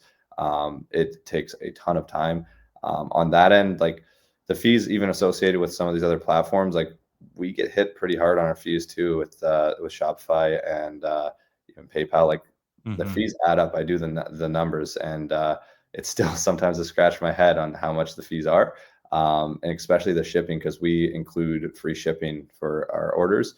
And every time Canada Post and these companies keep bumping up the shipping rates, it's huge. So Brutal. like especially our US orders, we do free tracking on these orders. So these other platforms have the buyer pay for shipping. So the buyer's paying that $10 or that $15. Hmm. We're covering that on our end. So that is a huge number as well. If we included that into the costs and stuff, we're probably at the rate that you see on these platforms. But again, I prefer to be on my own platform on YouTube, so I can still do these videos and do these live streams. Yeah. Um, but yeah, there's a Let's huge work end on for the you. yeah, exactly. And So there's a huge end on the back end for shipping and processing. It's a long time, but comes with the breaks. That's what we expect. So what makes a good breaker? few things like I would consider myself the reason I would consider our breaks great is the buybacks. That's what we're known for. So I have the knowledge for these cards, and I go to these shows, and I pick out the cards on the show floor, or cards that walk up to the booth, or any of these collections that we buy on the regular. And I pick these cards from these collections and I put them into the buyback, so our members have a chance at these cards. So that's one super popular. Can you explain how the buybacks work? Yeah, so in a break, our most popular one, we'll do 2 of these a week. It's called a mega mixer, and half the break will be the boxes, like the cup, ultimate, all these different boxes in the mix, and then we'll have the buybacks portion of the break. So this would be 15 cards, say, of any random team. It could be anywhere from a McDavid legend for Edmonton all the way to a Minnesota Kaprizov, and they don't know what's in the box, and that's us going to these shows, buying these cards, and then we put them into the buyback. So we'll say, hey, there's $3,000 worth of buybacks into this break, so there's going to be guaranteed $3,000 worth of value. So that cup box that you're opening up for $1,000, there might be $200 in cards there. There might be 5,000. You don't know. That's the excitement of the breaks. But we want to guarantee that there's going to be some great value in these buybacks. So when we say there's $3,000 in cards, we're going to guarantee that there's $3,000 worth of cards in that. So it gives the collectors an option and a little bit more security when they join our breaks. Mm-hmm. Where do you see breaks innovating? Like what do you think the 2-3 years from now, like, are they pretty much the same? Has it been taken to where it can go, in your opinion, or is there more room to kind of make it more interesting or entertaining for people? It's hard to say on that end. Like I think since, if you look back like 3 years ago, it's come a long way from what it once was, and I think there's still room to grow for sure. We've tried to do that with player breaks and hit selects, and so we're sort of changing up the formats of these breaks.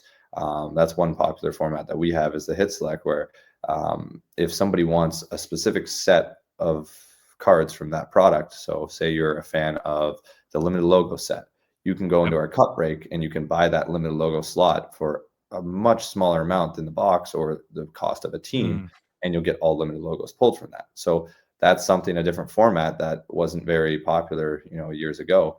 So I always think there's the ability to grow on that end and different ideas and formats. I would say for Upper Deck's end, like for entertainment wise, like I would love to see some more specialty products and that sort of thing. Like if you guys remember the 2015 Team Canada Master Collection, like sets like that, like opening products like that is just like, we don't have enough of that in hockey. I think like those or like are SP Legends or something like that, where you're 100%. getting Yeah. Those are great sets that are so exciting to watch being opened, especially for the entertainment side. And we get, I would say, a few of those for Upper Deck every year, but not as much as we could, for sure. Do you not hit good cards for Phil on purpose? And if so, can you please keep doing that? Oh yeah, Phil. I love Phil. He's a ride or die. He's made that craziest trade in GP Sports history. Yes. I've never seen a crazier trade. And we had that the other day. It doesn't bother him. Like some people would like throw themselves off their roof, and he just goes on and chalks it up as an L and moves on with his life, which is what I love about him too. I love collectors like that. Like that's why we break. Like that is why we join in these boxes, because you're going after a player, you're going after a team. We had one the other day. Somebody traded. They had the Edmonton Oilers, and they traded the Edmonton Oilers for Detroit because they're a Detroit fan. Like those are the type of trades and stuff that I love to see, because it just shows like this is, you're chasing a collector, and you're in it for that one person or that one team that you love, and that's awesome to see. So Phil, I mean, we got one hopefully coming for him down the pipeline. He's overdue for sure. When things like the whole backyard thing happen, do you get like a pit in your stomach for what the spillover effect to other breakers that are trying to do things the right way and trying to be ethical and go above and beyond for their customer, where it's like, it kind of to some degree risks giving every breaker a bad name? Yeah, that's it. And that's not anything to do with Whatnot, but that's why I love being like my own platform, my own business, because I'm not going to be affected by any scandals or anything that is associated with another company. I know what I've built, and I'm proud of it, and I have no hesitation that stuff won't happen. So stuff like that is for sure. I've dealt with that since being a kid. Like when I was 12, 13, first coming onto Facebook, like it was hard. It was really hard. Like it's not like today where there's a ton of kids in the hobby now. Like I would go to a show and I'd feel, awkward. I was like one of the only kids at the expo when I first went. Really? So Huh. especially going on social media for the first time, like, and I totally understand it. It's a 13, 14-year-old. How can you trust doing deals with someone like that? It's really hard. And you'd have other 14-year-olds or other 13-year-olds scamming people or doing something bad, and it would be associated with all teenagers, and it just give us a whole bad reputation and look. And that extends on to breakers and that sort of thing. The issue with backyard doesn't help. My name's Grant as well. I got a few messages about that. Oh, great.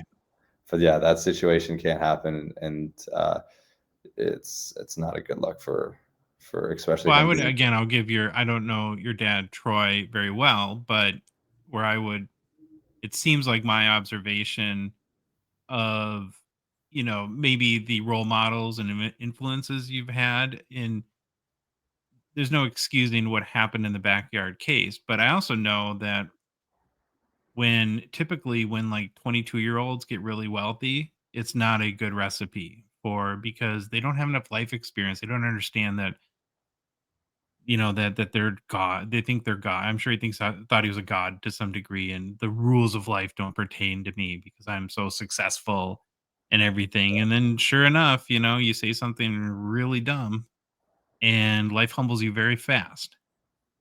Right. Yes. And so that's what's happening to him. Now, I want to go on to collection buying because that's the other thing that I've really noticed. It seems like maybe I just wasn't paying attention, or you tell me, but in the past year or so, like you've really ramped up your collection buying. Can you talk about that and like why you started, making that a big emphasis of your hobby business? Yeah, for sure. That's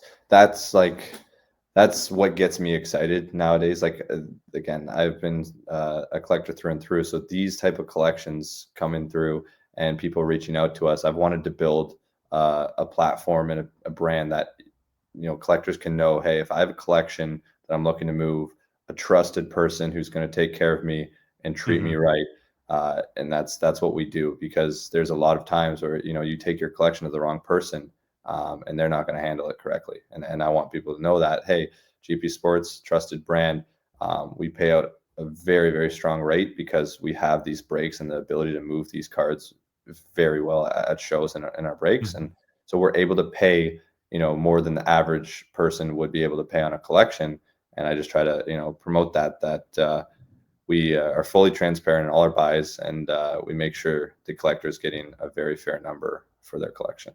So we've had a few recently that have come through, and it's just it's amazing to see these cards that have been tucked away for 10, 15 Yeah. years seeing the light of day, and it's just so exciting, especially as like a card shop owner. Like that's what I Mhm. look for, especially. Well, maybe go into details about a recent collection that kind of blew your mind. Yeah, we had one recently, and this collector did not even find us through YouTube or social media. He lived 2 minutes down the road, Oh, and one of lucky. the most insane collections I've ever seen. And I was telling him, I was like, I'm thankful that he took this to us, because he had PMGs in the like base pile, like with no sleeve, nothing. Like Oh, you're he from he like what, was like back like to 2012 or more Yeah, the recent? 12, 13 Fleer retros, and I'm like, "Hey, like, do you have any, like, red or blue ones of this?" And he's like, "Yeah, they're in the base." I'm like, "No, like, those are one of the most sought after cards." So, he knew, like, to some extent, like, some of the cup that he opened up, he just hadn't collected since then. So he had, like, Jordan Eberle base rookie cards in top loaders and that sort of stuff, where he had a PMG of Crosby, not even in a sleeve. So, this was one of the coolest collections that I've seen in 2024. And so he had any year from 2006, 2007, the cup, ranging all the way to 2014, 15 is when he stopped opening up. So limited logos of Ovechkin, Gretzky. It was surreal.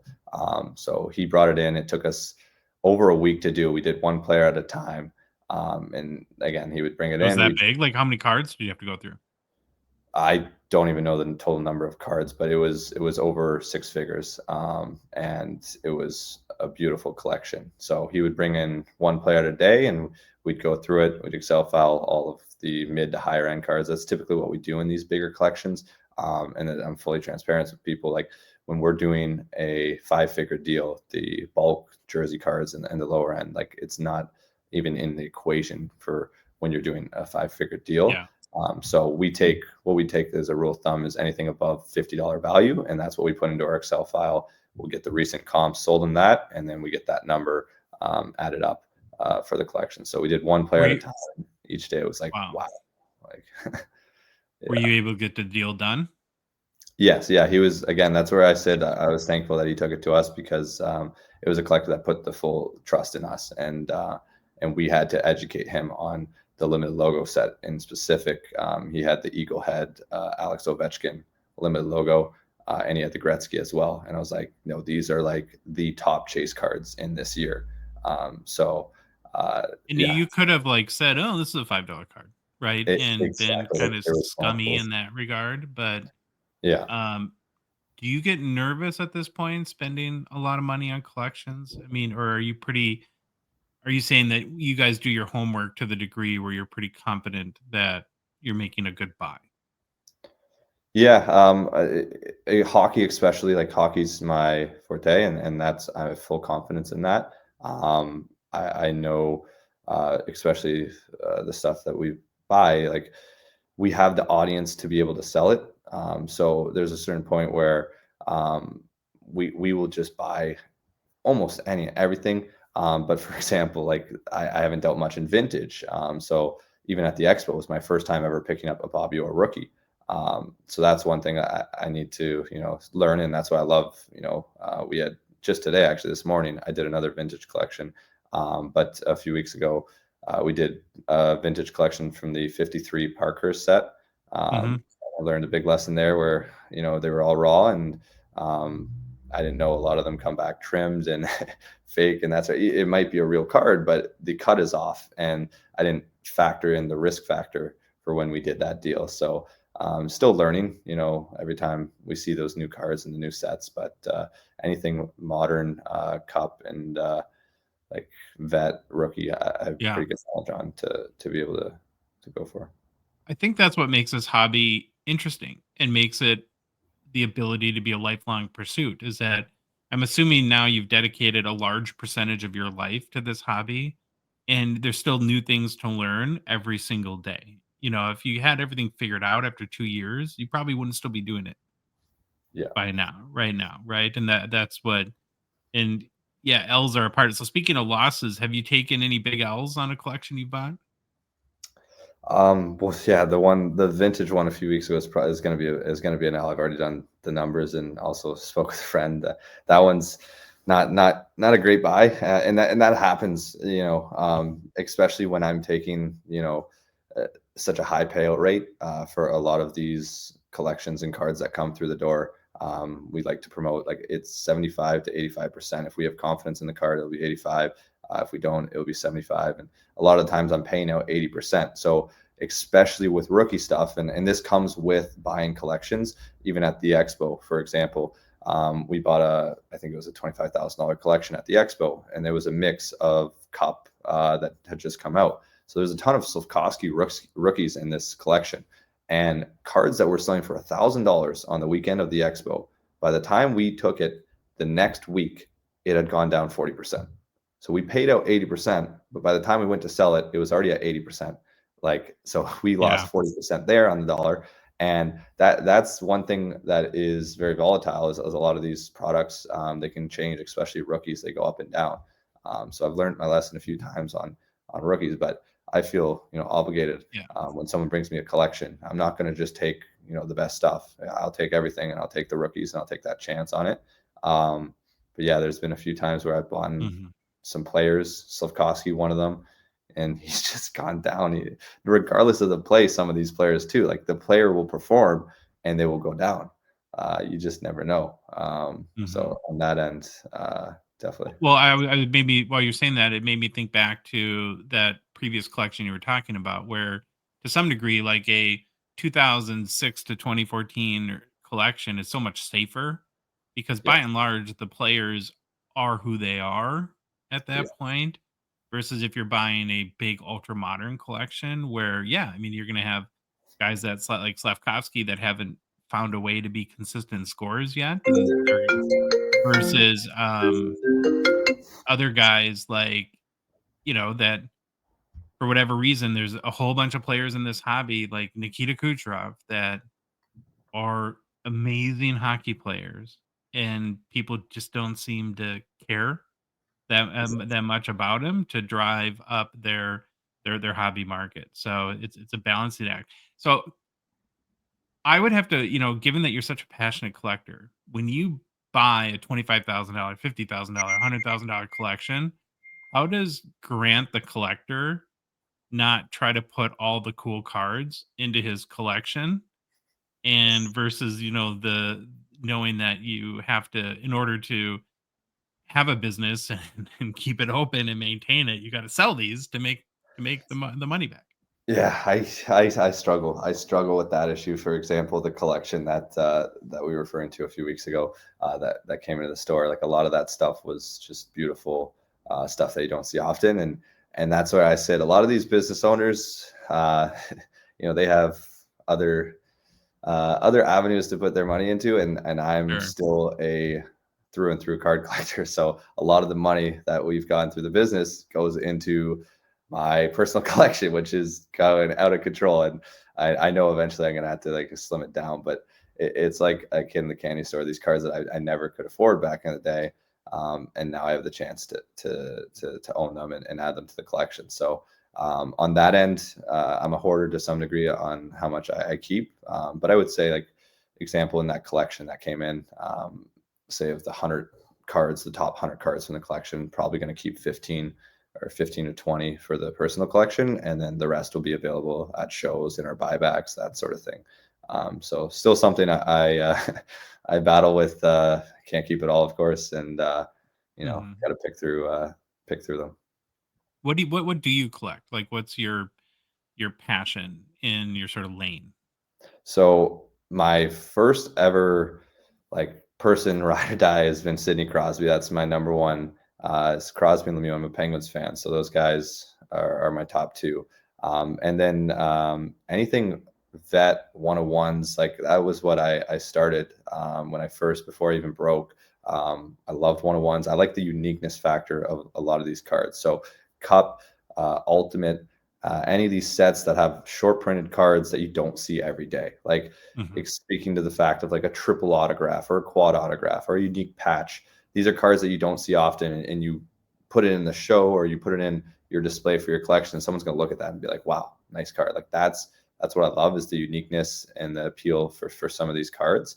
The young guns are great, but everybody's got a young guns of McDavid or Slavkovsky. They're just through and through one after the other. So I like the unique stuff, unique items, and my PC ranges from the most wild things all the way to a Crosby. But that's my main collection, and PC is Crosby. No Crosby or Lemieux and Clear Cut that just came out. Yeah, I was doing the checklist, and I was like, how did this happen? But I mean, I understand they don't want to put too much of those guys out there, and that definitely is a thing where you put out the same clear-cut autograph of Crosby every single year, it's going to devalue it a little bit. Yeah. But making a super short print might have been a great option, because I remember pricing out the team, and I was like, $75 for the Penguins. This is insanity. Like, I hope someone doesn't buy this thinking that they're getting a steal on the team when Crosby and Lemieux is not in the checklist. You know who bought a bunch? Who? Want to take a guess? Phil? Oh, yeah. Then he found out that there was no Crosby and Lemieux. That's why he messaged me the release date. I put it in my video saying that they weren't in the checklist, and he messaged me. He's like, "Are you joking?" He's like, "Are they in there?" I'm like, No, let's go. Yeah, let's go. Of course, you can always count on him for that. Okay, I have a last question for you. Yeah. In the last year or so, what's the brand new card that Upper Deck has put out that you like the most? Brand new card. Let me think. This isn't something that I collect, but what I have seen the most and like the most for completely revamping a product is the Outburst. Like what that's done for Series 1, 2, and 3 is just insane. Like the cards are so visually appealing. They reach a huge audience because they're in the flagship product. So that's been my favorite addition from Upper Deck over the last year. Super pumped with what they've done with those products, and even like ourselves, like last night on Clear Cut release day, we had a gold outburst pulled in the break, and we slow roll it, and it's the Edmonton Oilers logo, and I'm like, oh my god, like if this is McDavid, we're talking 5 figures, and it was Vincent Desjardins. So still, Upper Deck literally hit a grand slam with that design. 100%, yeah. It was, and we went through that thought exercise like a week or two ago, and trying to like rank the gold outburst, like, you know, where does this fit now in like the hobby hierarchy? And it's like you can make an argument it's the biggest card in the entire hobby, and it's like, you know, and to think how fast that can change, right? Is that you know, the pecking order was probably pretty static, and then all of a sudden this card comes out, and now you're debating, is this better than an ultimate Shield 101? And it's like, wow, even that you're having that conversation is crazy. I'm a shield collector as well, so I gotta, you know, shields out there. The one thing I'll say, I hope they don't overdo it. I hope they don't make a gold outburst like 90 of them in every 90. Exactly. So that's one thing that they've done pretty well with shields, and that's because they're limited to the amount of jerseys that they have. Yeah. And so I collect like core collection as well as legend shield autographs, because that's something that they cannot go out and buy 20 different Gretzky jerseys. They can't buy Lemieux jerseys left and right, especially for these legend players. So they're limited to how many they can create of that card. And that's a lot of my core personal collection is I have to think like that. You know, if I'm going to store a card for the next 15 years, I need to know that they're not going to reproduce this card 5-6 times and devalue it every time that it comes out. Which PMG. PMG, exact prime example. Those were sky high just 2-3 years ago, and every single year that Skybox set comes out, and there's like 5, and it's like, you know, it's confusing. And Jambalaya, same thing happened when all of a sudden you had like the home jersey, the away jersey, the E-Pack exclusive, and you're just like, I think they're getting it though. I was looking through after we talked to you on our show, we're going to review the Allure checklist, and what I was very happy about is in the 16-bit checklist, there's no Connor McDavid. There's no Alexander Ovechkin. Like, they did not repeat. And it's actually, I mean, you can make the case that it's a little blasé, but I was like clapping. Yeah. Because you can't just there is a Yarmir Yager, which is kind of cool. But in general though, I think the more that, like, I always thought, you know, if they treated PMG like you know, everyone loves the 97-98 retro. If they only made that the rookie year of every player, that'd be great. Then you have one.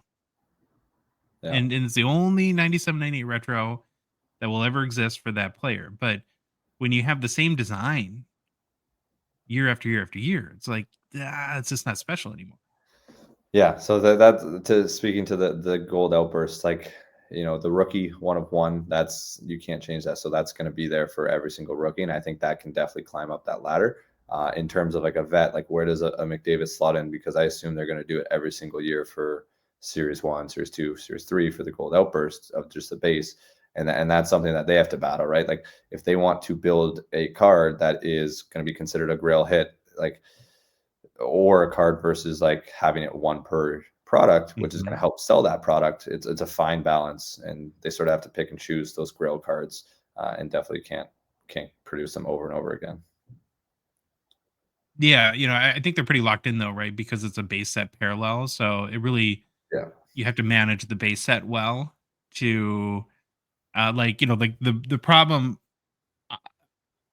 I think it's okay to have like a base set, whether like McDavid's in Series 1 or Series 2 every year, but then the extended thing comes where, well, now we make a McDavid All-Star card, and that's part of the base set, so that gets a gold outburst. And with the rookies, then they do like the first round draft pick thing where they're on draft night in their hat, and that becomes a gold outburst card. And so you just have to be I think that's one thing that, and I believe that they're getting more mindful of it, that is managing these assets and like these card types are assets, right? And because if you don't manage it, then the asset devalues. It devalues.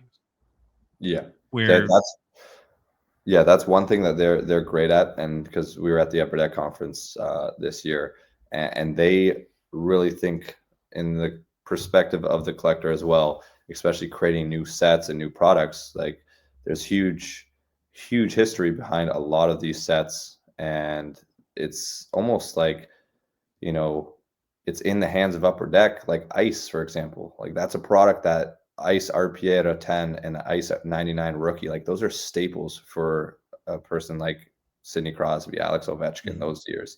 And then now it's just the product has gotten a bad reputation. So that's super important, and they're very mindful of that. And hopefully, the same thing happened there, though, right? Because they developed the tier system for Ice Premiers. So now you have Ice Premiers out of 1,200, and then 700, like the tier, right? So like tier 1 is then Ice Premiers out of 99. But the big mistake was the guy out of 1,200 has a green out of 99 parallel. Yeah. So how does the average collector understand how special the Ice Premiers out of 99 really is when it's like a tornado of parallels that you have to kind of unpack and sort out, and it's just that then it loses its value. Yeah, for sure. Mm-hmm. Well, again, thank you very, very much for your support of our show. Glad to have you on board. We're going to be working together, telling lots of fun stories, and kind of following along with you in some of these big collections you're buying. And as you continue to build out your breaking business and grow the Friday Night Breaks brand. And so, hopefully this is a great introduction to our audience about you and kind of your background and how you're, a collector first. And I think that will resonate with a lot of people. So thank you. Yeah, appreciate you having me on, Josh, and I'm super excited to be working with you guys and excited to join the podcast. All right, Grant. Talk to you soon. Thanks. Have a good one. All right, we're back. Thank you again to Grant for sharing. Very interesting. Did you talk about me? Of course. Yeah. What did he say? What did he say? No. Oh, you have to go back and listen. Listen to I feel your like Phil's easy pickings. I just find a card he kind of likes, and he like drives down and he buys it. Grant likes you, Phil. Don't worry, Grant likes you. I love Grant, of course. I'll kill anyone that hurts him. Yeah. He said every time he comes to you for a card, the first thing you always say, Is it refracting? Is it refracting? I'll buy it. I'll take 2 of them. Cracking? Oh, Louis, that's awesome. All right, well, again, thanks to Grant and GB Sports. Very much looking forward to working with them. All right, boys, time to get back to Hobby Mt. Rushmore. We're in the last division in the NHL for our Hobby Mt. Rushmore series. Getting close to the end. And after the Blue Jackets last week, we made the decision to start off the Central Division of the Western Conference with a strong team, rich history, Chicago Blackhawks. Remember, in the series, we strive to nominate the 4 best players from each franchise's history based on their stats, achievements, meaning to the franchise and community, and then finally their hobby markets. That's why we call it Hobby Mt. Rushmore. And when we make a mistake, Louis and I have already pre-decided that it's Phil's fault. Right, Louis? Yeah. You better believe it is. Yeah. All right. Let's kick off the Chicago Blackhawks Hobby Mt. Rushmore with Stan Mikita. Played his entire 22-year NHL career at the Blackhawks, starting as an 18-year-old in the 1958-59 season. His 1,396 total games played with the Blackhawks is the most in team history. Mikita scored 541 goals, which is second in team history, but his 926 assists and 1,467 points is the most in Blackhawks history. With the Hawks, Stan Mikita was a 4-time Art Ross Trophy winner, most in team history, 2-time Hart Memorial Trophy winner, 2-time Lady Byng winner. In fact, he's the only player to win the Hart, Art Ross, and Lady Byng in the same season, and he did it twice. Wow, that's a big stat. Yeah. A 6-time NHL First Team All-Star, 2-time Second Team All-Star, won 1 Stanley Cup in 1961, served as team captain of the Blackhawks from 1975 until 1977. His number 21 was retired by the Blackhawks in 1980. He was elected to the Hockey Hall of Fame in 1983. And the Blackhawks went so far as to put a statue outside the arena to honor his contributions to the team in 2011. Pretty nice. That's a good one. that'd be pretty heavy. Well, okay, so if you had a choice, you guys had a choice. You played in the NHL, and the team said, "We'll either honor you by retiring your number or putting a statue outside the arena." Which would you choose? That's hard. They're probably the statue because it stands the test of time. Yeah. Okay. Banners fade and can burn down. You can't burn down that statue. Well, you could, I guess, but you'd have to get. You can replace a banner. Can't really replace a statue. Yeah. Louis, what would you pick? I'll probably pick the statue. Yeah, I think I would too. Let some other young lad wear my number. No big deal. All right, looking at Mikita's hobby market in the past year per card ladder sales history, 3,136 cards sold in the secondary markets. 29 of those sales were for more than 500 US. The highest publicly selling Stan Mikita card to date is this 1964 Topps All-Star short print. PSA 9 sold for $5,688 US in September 2017. Well, we used a PSA 8 for the picture because the PSA 9 didn't have one, so no, it's not this one, but yeah, you get it. All right, Stan Mikita. Sharp Corners, that company from the States, they put out great cards at very good prices. They're a great company. They have a booth at the expo too. I compliment them every time. They're very reasonable prices, and they usually only have PSA 9s and 10s. Okay. I have to check them out. The next player nominated to the Chicago Blackhawks Hobby Mt. Rushmore is Bobby Hull, who spent his first 15 professional seasons with the Hawks, played 1,036 games with the team, the sixth most in franchise history. Okay, now are you two going to fight over the nationality of Bobby too, or is that just Brett? Do we need to get that out of the way here? He's Canadian. All right. Do we agree with that, Louis? Or? Yep. Of course he's Canadian. He's not American. Well, you fight about his son every time he comes up. No, I don't. Dual citizenship. Okay. But born where? Now, he's one of an amazing 8 players that have played more than 1,000 games with the team. His 604 goals is the most in team history. His 549 assists is 5th most. His 1,153 points, 3rd most in franchise history. And Hull's one of 4 players to score 1,000 or more points with the team. Hull was part of the Blackhawks for their 1961 Stanley Cup win. And as a Blackhawk, he was a 3-time Art Ross Trophy winner, 2-time Hart Trophy winner, 1-time Lady Byng winner, 1-time Lester Patrick Trophy winner. Check this out. Pretty impressive. 10-time NHL First Team All-Star and 2-time NHL Second Team All-Star. He, as well as Mikita, has a statue. So we have another statue. Now we can compare which one we like better, Hull or Mikita, outside the United Center. That's pretty cool. I like that. And as well, his number 9 was retired by the Blackhawks, and he was inducted to the Hall of Fame in 1983.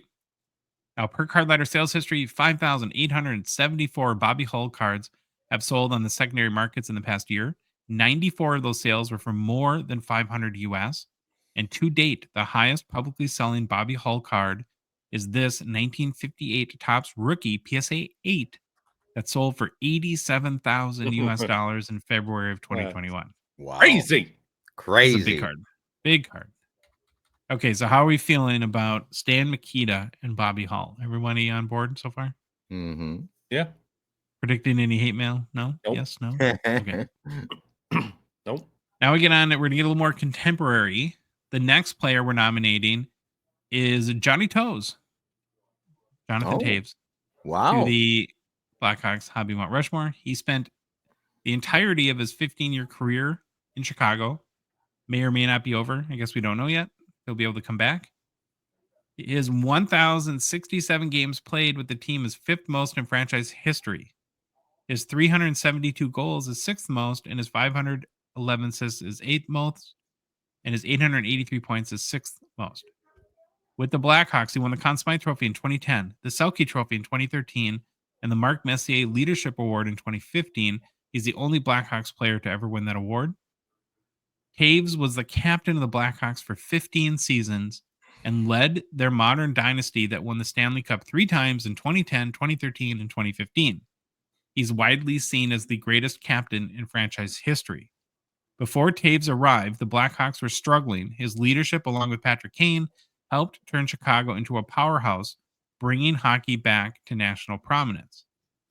In the past 12 months, 4,000 Johnny Toes cards have sold on the secondary markets per card letter sales history. 56 of those sales were from more than 500 US.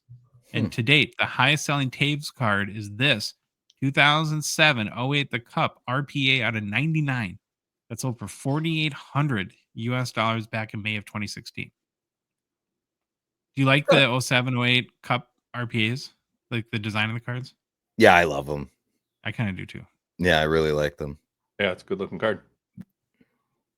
Okay, we got one more spot. And the last player, the final nominee to our Chicago Blackhawks Hobby Mt. Rushmore. I'm so curious. What do you got? Should be pretty obvious, I think. Showtime, Patrick Kane. Yeah, okay. I thought you were going to pick him before Toes. No. Kane spent his first 16 seasons with the Blackhawks before leaving the team in 2022-23.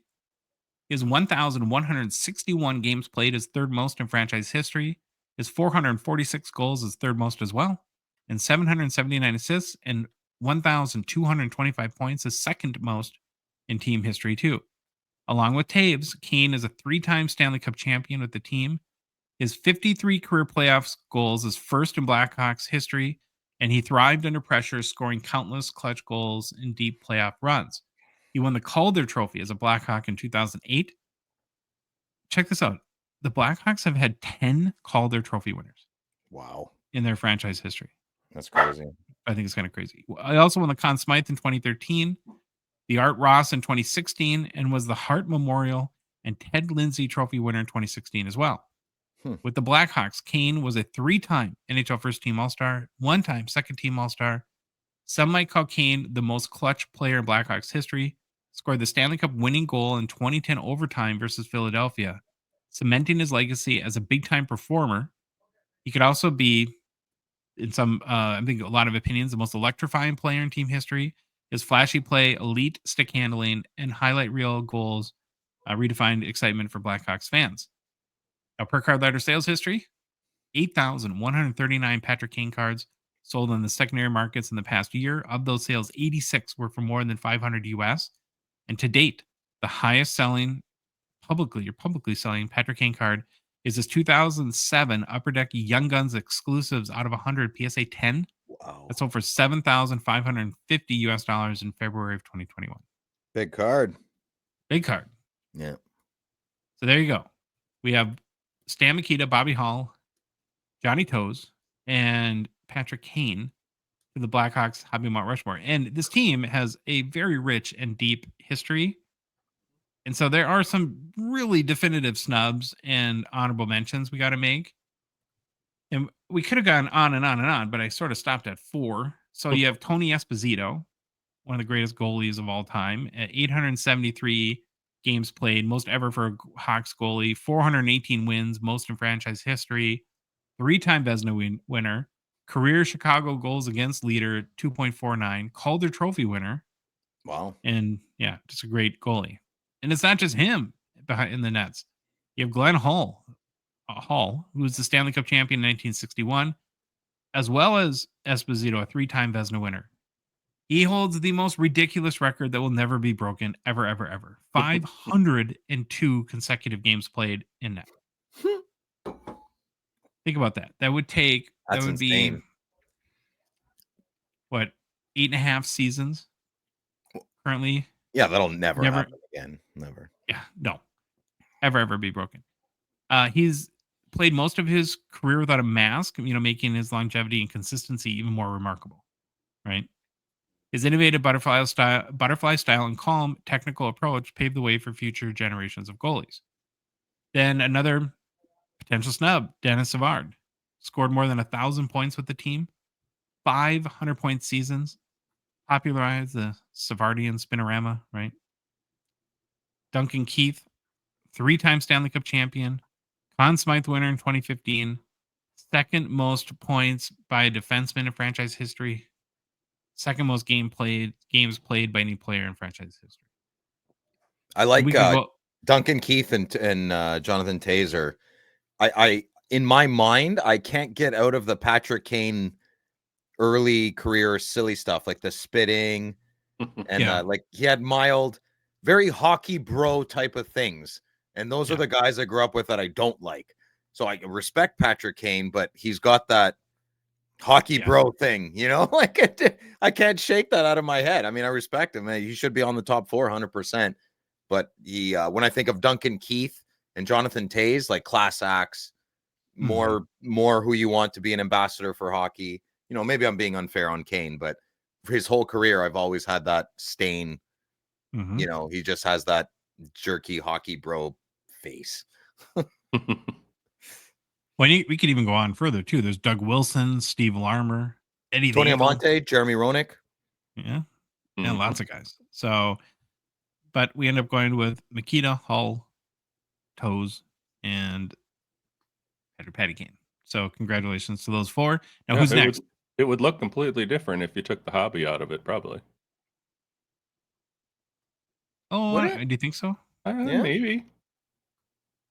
Who would you think would be the first to come off?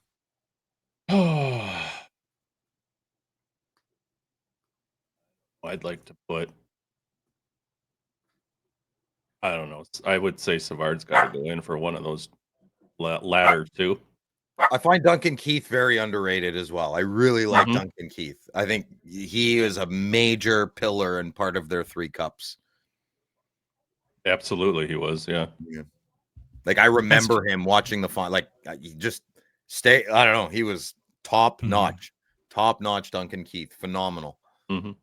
But like, as a hobby Mount Rushmore, I think you nailed it. You shouldn't get any garbage for this. Well, it's pretty. You know, you got it good when you're leaving amazing Hall of Fame legendary players off of your hobby Mount Rushmore. Right. Who are we doing next? Well, we decided that we're gonna punt on the Utah Hockey Club. Yeah. So our options left are the Jets, Stars, Wild, Avalanche, Blues, or Predators. Blues. Let's do Blues. Yeah, let's get that crapshoot out of the way. Brett Hull. Right. Brett Hull. American Brett Hull. Think Brodeur makes it on that one? I don't know. We'll have to wait and see. Mike Lute. All right, new product releases time, and they're brought to you by our friends and partners at Mint Inc. We want to thank them for supporting us. Now, Mint Inc. is your one-stop shop in Toronto to buy, sell, trade your cards, fulfill all your hobby needs and desires. I don't want to know your hobby desires, Phil, do I? I think that would scare me. They're probably pretty similar to a lot of other people's. Hobby desires, not life desires. No, my life desires stay private. The next Mint Inc. trade night is Friday, February 28th from 6 to 9 in their Vaughan location. Be sure to register on their website, mintinc.ca. It's free to go, but it's limited capacity, so you want to make sure you get your spot. The crew at Mint Inc. will be offering grading specials. I think sometimes they do door prizes and other fun stuff. So it's an event you want to be at. Usually gets pizza. Usually gets pizza, doesn't he? Johnny gets pizza. I don't know. I think he does. Sure. Okay. Well, he will now. Sorry. He gives gold bars. Just kidding. Yeah. 1 ounce gold coins. He does not do that. He does not do that. And if you're not in Toronto, don't worry. Mint Inc. happens to be an internet authorized retailer, so they can ship those new Hockey Hobby boxes, Phil, anywhere in Canada. Maybe right now you're chilling in Elfin Cove in the Alexander Archipelago. As long as there's a postman there and they're not on strike, Mint Inc. has you covered, I guess, right? Right. This is my new favorite thing for the show. I sit and I stare at a map of Canada and find the most furthest, goofiest place I can find. And yeah, things I do to entertain myself. Okay, but we got to get down to business and new product releases. We got a couple of interesting things to talk about. So the next hockey release was supposed to be O-Pee-Chee paper on February 12th, and Upper Deck shake the deck a little bit. And we're doing Allure instead. Now, this product will be released in hobby, e-pack, and retail. First thing that stood out to me with this year's Allure release is it's a little bit stripped down from past releases. So I'm going to be curious to see what you guys think of this. There's no memorabilia cards in 2024-25 Allure. So in the past, they've done jersey cards, jersey autos, and patch autos. No, does that That makes affect me you at all? happy. No, I like that better. No, I Okay. agree. I'm okay with that because most of the jersey stuff was just napkin patches anyway. Yeah, I don't want an auto either. I want my gold glitter bombs. This is my gold glitter bomb set. Okay. Well, the base set is still 100 veterans, 50 rookies. There's 11 parallels this year, down from 12 last year as well. So speaking of gold glitter bomb, here's the Jack Hughes. That's the Okay. design, a little bit different this year. Mhm. Have to see it in hand, kind of how it shines. Gold glitter bombs out of 199. What do you think of the design? I have to hold it. I saw the last gold glitter bomb and I was like, oh, it looks okay. And then I held it in my hand. I was like, oh my God, this is amazing. Allure, you gotta, none of these pictures will do it justice. I think you got to go out and No. touch and feel. See it. Well, they did get rid of a couple of parallels. Phil, maybe grab a tissue. No more yellow taxi. Oh, that's my loophole. Yeah. Yellow yeah, taxi is my gold glitter bomb loophole for the poor man. Oh, well. Then they got rid of confetti, which was a retail parallel, and hypnosis, which was high. I kind of like the hypnosis. The only new parallel, which there isn't a picture yet of that I've seen, is flying pucks, which is 1 in 67 pack odds for hobby for vets and 1 in 33 for rookies. We don't have a picture? No. No. Oh, good. And it's new, right? Yep. Flying Oh. pucks. Cool. Now, the base set is 100 vets and 50 rookies, but that's kind of not true. They did an extended rookie set that has 5 more rookies, and this is where you're going to get Celebrini, Mitchkoff, and Will Smith. There's only one parallel black rainbow, and I don't think the pack odds are stated to even hit the base. So I'm guessing these are very tough to hit. So going back to the 50 cards in the base set for rookies, the biggest names will be Stankoven, Hudson, and Cutter Gauthier, very similar to Series 1 Young Guns. The other note about Celebrini and Mitchkoff, so they have the base card in extended rookies, the black rainbow parallel, and then they have a red rainbow auto, and that's it. Those are the only 3 cards in the set for those 2 very coveted, highly sought players. So don't expect to see a lot of Celebrini or Mitchkoff cards.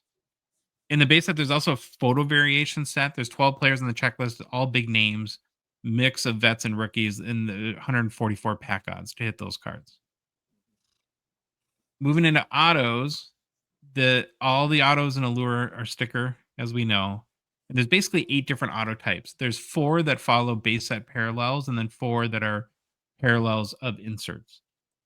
So you have the red rainbow, which is pictured, is 1 in 48 for vets. Pack odds includes short print, super short print.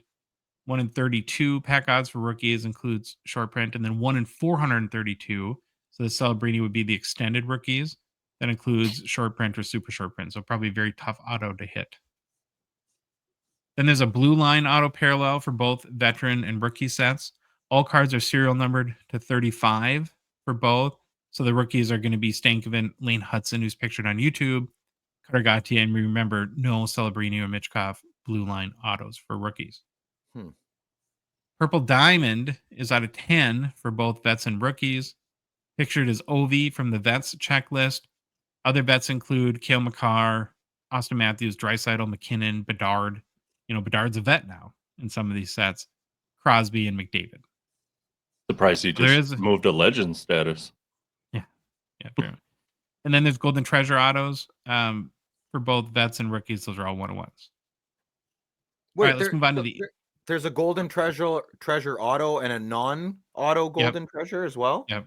Yeah. Oh, yeah. Okay. So you have a 1-of-1 sticker auto? Yeah. Interesting. Okay. I'd rather have the non-auto. That's kind of like it's kind of like being the smartest guy on the I can't finish that sentence. Okay. Never mind. All right, let's get on to the inserts. My favorite part of Allure. Okay, Phyllis, where you need to perk up here. Yeah. We're gonna start with 16-bit. Makes a return. Have to. You want to flip over to the design, Louis? Not really. Okay, here's Quinn Hughes pictured. Now, okay, well, there's a bunch to get into with this card, but let's start with the design. So you're not a fan, Louis? Nope. What about you, Phil? I like how it's gimmicky. I just don't like this one. Okay. I'm not a 16-bit guy. No, but I'm a Yeah. O-Pee-Chee guy, so I like gimmicks, so they just have to speak to Sure. me. Actually, I don't mind this design. I think it kind of does think it reminds me of a video game, like when I was Atari. young. Looks like Yeah, Atari. something like that. So we're in the 4th year of 16-bit now. Okay. Pack odds, there's 16 cards on the checklist compared to 20 from last year, so it's down a little bit. Pack odds for 24-25 Allure are 1 in 720. Last year, they were 1 in 576, so it's a little bit of a tougher hit this year to get a 16-bit. Here's the best part, though. I believe all the players on this year's checklist are new, no repeats. Ooh, That's cool. So instead of like having a Connor McDavid, now there isn't as many big names. I mean, that's sort of there's no McDavid, there's no Ovechkin, there's no Crosby. They did throw in Jaromir Jagr, one legend player. That's cool. That could be a cool card. So I'm really happy that Upper Deck is pulling back from having a McDavid 16-bit every year. Yeah, that's awesome. Right? Don't have to have one. So that's a scoop on 16-bit. Now, doubloons return as well. And just like last year, there's 100 cards on the checklist. Pack odds this year, though, are a little bit easier. They're 1 in 70 versus 1 in 108 last year. Boo. Pictured as Gordie Howe. It looks pretty good. I think the design is nice. Other legends that will that appear on the checklist for 2024-25 include Marian Hossa, Ooh. Bobby Orr, Pekka Rinne for Troy. I got to tell him Hmm. about that. Yeah. Henrik Lundqvist, Scott Niedermayer, Peter Forsberg, Peter. Pita, and here we go, Wayne Gretzky in an Oilers uniform. Nice. Going That'll to be cool. a Gretzky doubloon. Fantastic. I like that they're incorporating legends in this set. I think it's cool. Mhm. Okay, Color Flow is back this year too, and I really like the That's design cool. of the Color Flow this year. I think it's my favorite one. Yeah, I don't know about the whole set. I'm not a big rainbow collector, so now the base is red orange, and then there's 4 additional parallels: orange, yellow, yellow, green, green, blue, and blue, purple.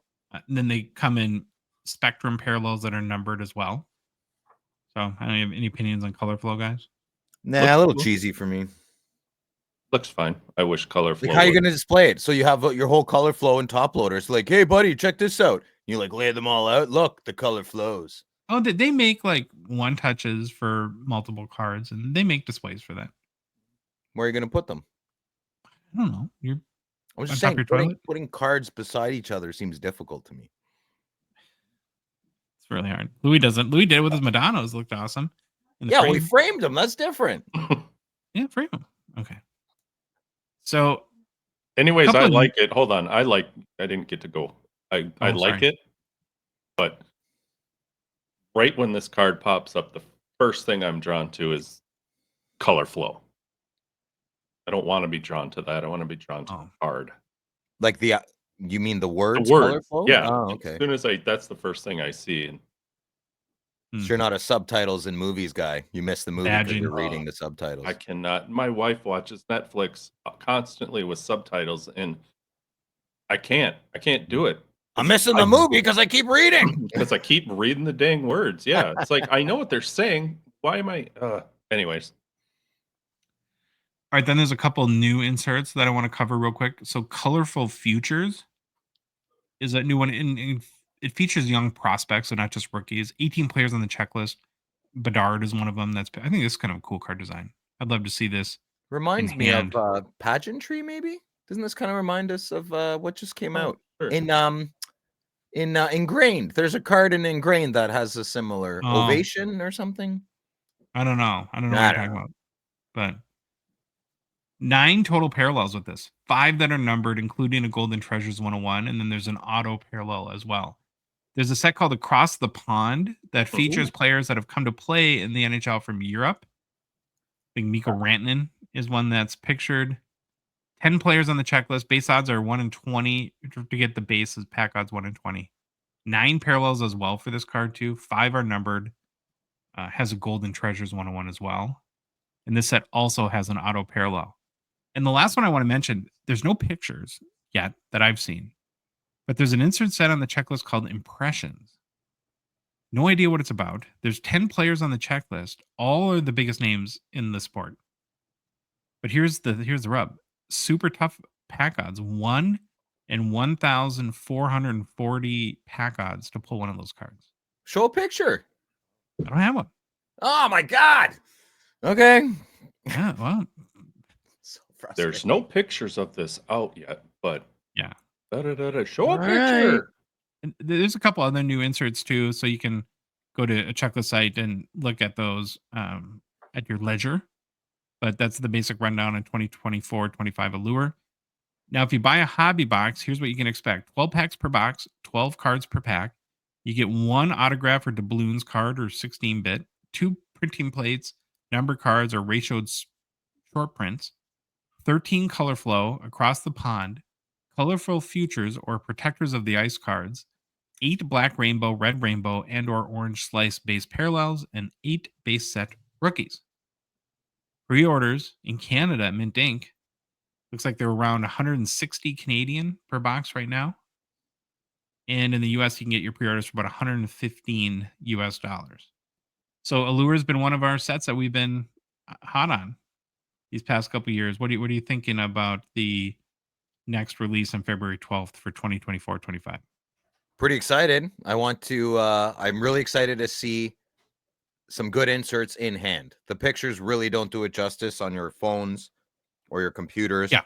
And I've been not happy with O-Pee-Chee Platinum the last couple of years, and I feel like Allure has substituted for that. Very different set, but it's filled the void in. So I'm excited to see. I'm probably not going to buy a box until I see other people's boxes, but it's a great set. It's a great set. Well, you kind of have to for your Friday night. Aren't you locked into that whole bit? Yeah. Well, I'm doing Clear Cut next week, and then I'll do Okay. Allure. Yeah, I'm excited for Clear Cut. What about you, Louis? I'm always in on Allure. I'll give it a shot. Okay. Well, just as exciting, we got an update from Upper Deck on the upcoming release calendar, and it's going to be a nutty next month. So we already just talked about on February 12th, which is a couple weeks away, or 10 days or so, 2024-25 Allure. Then we have a week later, O-Pee-Chee Paper, Yep. 2024-25. Same day SP Retail comes out. But then a week after that, oh God. Oh, Joshy. Oh boy. Taking a day off work, Josh? You're like Got to breathe deep. 23-24 EX2000 NHL on February 26th. Very, very excited for that. And then a week later, Series 2 for 24-25. it's a big So one. in Big the- Series 2 this year. In the next month, we have Allure, O-Pee-Chee Paper, EX2000, and Series 2 in 1 month. I think EX2000 is going to do really well, Josh. I got a feeling. I might even got be a getting a little feeling. bit excited for it as well. I like weird stuff, and it's Mhm. got some weirdness to it. So we'll see what happens. Okay. Well, Can we talk about? We haven't talked about.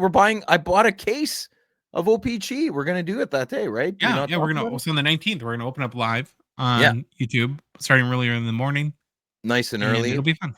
We asked. Listen, let's full disclosure. We want to do it early in the morning, but my LCS doesn't open till 10.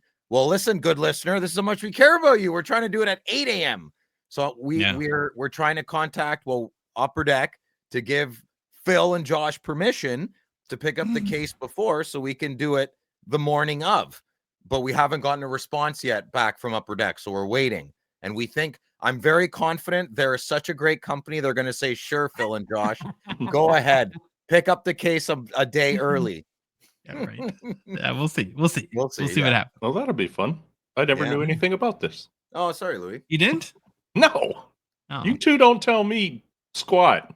Well, I don't ask for things, and when I find out about something, I'm happy. I don't get upset that I didn't know about it. That's the way I do it. All right. Well, sorry, Louis. Well, I just probably figured you'd be at work, right, and wouldn't be able to do it. Yeah, I'm unemployed Anyway. right now. I don't care that I'm not there. Just that's exciting information. All right, good. Well, No. you'll be at work cutting. Yeah, just don't watch while you're cutting down trees, please. We have enough I don't fear watch. around losing limbs. I don't watch your guys' stuff. I just edit it and put it up. So Okay. Put it on mute and I'm just looking for the mouse moving. All right, got to mention Fanatics Collect, Gongshow partner sponsor. Grateful for their support of our show. Remember, there's thousands of great hockey cards available 24/7, 365 in the Buy Now marketplace on fanaticscollect.com. Also, Fanatics Collect makes it very easy to send your raw cards into their weekly auction. You just submit them on fanaticscollect.com and choose grading options for all 4 major grading companies. It makes it seamless and simple to sell your cards. There's no time and expense of like shipping the card off to get graded, getting it back, then trying to sell it and shipping it to the new owner. You can just kind of do it all in one, which is kind of awesome. And plus, Fanatics Collect gets you great grades on grading too. And then lastly, but not leastly, the current weekly auction is live. There's a huge McDavid rookie auto in this week's auction. I'm sure we'll chat about on Thursday when we do our preview. Huge. But in the meantime, head to fanaticscollect.com. All right, guys, mailbag time. You ready? Let's go. love mailbag. Mailbag. First one's from Facebook and Caleb Smith. He said, follow up from last week's question about snow, spray, electric ice. Remember, he kind of asked if there was both these cards for a specific player in one release year. And we asked him for more context. He said, I was wondering because I've never seen a complete flagship rainbow, base, clear cut, outburst, etc. that's included both the snow spray auto and electric ice parallels, and was wondering if there's a player that this is possible to achieve with. So that makes a lot more sense as a question. I don't know of any offhand. And I guess at this point, you'd have to include the gold outburst too. And I don't know if like rainbows include every card in a set for that player. I don't get the rainbow. I don't understand. Look, it's the rainbow, bud. I'm like, cool. Isn't it subjective? Isn't everybody's version of a rainbow a little different? It's usually like within one set, and it's all the parallels, not every card from every subset within a set. I will not be a slave to the checklist. Jeremy Lee's quote. I'm sticking to it. What do you think, Louis? Any thoughts on that? No, I was going to let you handle that. Okay. YouTube Ben NX1. I don't know how you say that. This is like one of those like probably gamer tags that I have no idea how to say. He says, "Oh, a question for Phil. Would you prefer your exquisite rookie card of Tim Stützle over the rookie limited logos version of Stützle, which is game worn?" Yes. Okay. At the same time, for Josh, a limited logo Kaprizov card over any other RPA of Kaprizov. I'd prefer limited logos. I can't remember if that's sticker auto or not. With Kaprizov, it's tricky because of the whole sticker auto thing in the cup. But in general, I prefer game used memorabilia over any other RPA. I'd rather the exquisite rookie of Tim. Okay. Yeah. And he says, personally, I moved away from any other Upper Deck RPAs and only look for rookie limited logos. Game worn is how it all started in 1996. And I'm glad the Upper Deck made it possible again since 2014 with the Cup limited logos. All right, Discord and Delo says, going through a box of junk wax air cards for my collection and noticed plenty of coaches' cards used to be issued. I know I'd like them back in sets and include autos to chase. There's been mascot cards in recent years, so why not coaches? What do you guys think? Louis, we'll start with you. Mascots or bust. Okay. Not into the coaches, eh? Phil? I would rather mascot cards than coaches cards, but I don't think I ultimately like either. I'm a huge U-Pee guy from the Expos, and I still don't want a U-Pee card for the Canadians. Yeah. So, Well, I wonder if Upper Deck would have to have an agreement with like the Coaches Association. So maybe that's why they don't do it. It's another... Oh, they have their own union, yeah. They're not part of the player. Obviously not. Oh, I never even Mhm. thought of that. Yeah. I kind of feel like outside of Tortorella and maybe we don't have like great coach personalities that you would want to. Scotty Bowman's the last guy who couldn't even skate. You know how many people don't know that? Scotty Bowman can't skate. And he's one of the greatest coaches of all time. All right, Discord NPC 83. In your collections, what gets the top loader treatment? What gets the one touch or slab treatment? How do you decide? And if in one touches, how do you keep or display or enjoy these ones? I have a limited wall space, but do any of you use a one touch or slab binder, or are they just mostly in storage boxes? All right, Phil, you can go first here. Well, full disclosure, as usual, I am struggling. I am consolidating my entire way of collecting and storing my cards, and I'm frustrated. And I'm having a hard time putting expensive cards that I love in my one touches in just a regular top loader in the binder, because it doesn't seem right to have a like $3,000 card in a top loader in the middle of a top loader binder. But I do love sitting on the couch and just flipping through the pages. So I don't know what to do. I don't know what to do. I like my Wayne Gretzky Future Watch Auto. That I want that in a one touch, and it is in a one touch right now, but I kind of want it in a binder. So you would think a one touch holder binder would be the solution, but it's not, because that's big and clunky. And I know the answer. You want the answer? Yeah. Buy two. Put one in a one touch, one in your binder. Oh, get out of here. Okay, that's my answer. No. That is 100% what Phil would do. Let's not. Do you know how expensive that card is? I got an $8,000 offer like a couple weeks ago. I'm like, no, thank you. That's double what I paid. No, thank you. We see your mail days every week. I think if you just like held back for 2-3 weeks, you'd be okay. You know, what if I'm just packaging up cards I already have and pretending they're mail days? You ever think of that? Okay. Wow. Discord. Old school. Oh, Louis. What? Sorry. Do you have anything to add to that? Oh, yeah. It's a crapshoot for me. And I'm completely, I don't know. I put cards that I just like maybe in a one touch. It could be $20 and it's cool, and I put it in there. But I have couple little shelves above my bar area that I got cards displayed on stands that just kind of blend into some memorabilia stuff, and that's about all. I hate trying to figure out how to keep my cards readily available to look at. I like top loader binders, but I hate them. I like, I don't know. $1 million question, bud. That's a word I can never spell as an adult. Memorabilia. I always screw it up. Okay. That's a tough word to spell. Yeah. I type a lot of like hobby words like exclusives. I always screw up on the computer. Okay. No, I got that one pretty good. Memorabilia gets me though. And like paraphernalia. I'm like, come on. Well, the copy. I don't mind nice cards. I was gonna say I don't mind cards, nice cards and top loaders. I'm all about the top loader binder. I'm good with it.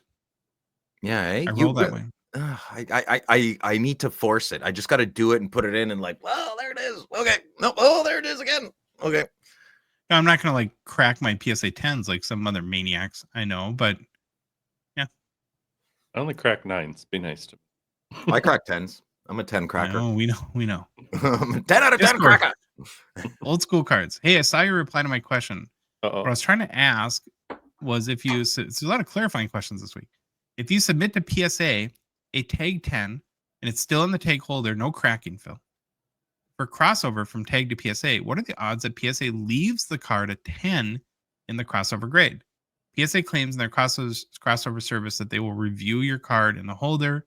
It is currently in to determine the grade, so you can set conditions for them. For instance, if it's not going to receive the stated grade or above, you can tell them not to cross over the card and leave it in the current holder. I'm curious to know what percentage of tag 10s still in the holder would cross over to PSA 10s, because they could essentially scan the card and review the computer report. I mean, if you believe in tag 10's grading, I would assume a lot of them should correlate to a PSA 10. Right. Is that oversimplifying it? I think they value their metrics, their scale completely different. So I just find it funny how, let's say you have a tag 10 and a computer objectively graded your card based on the system they provided, their scale, and then you send it to a company that has a human, and the human's going to disagree with the computer objective grading. That to me is amazing. That's hilarious. And people are going to do it because PSA's got more return on your value, right? So I can't wait for the day where Skynet is king. Great. And that'd be fantastic. Any thoughts, Louis? New.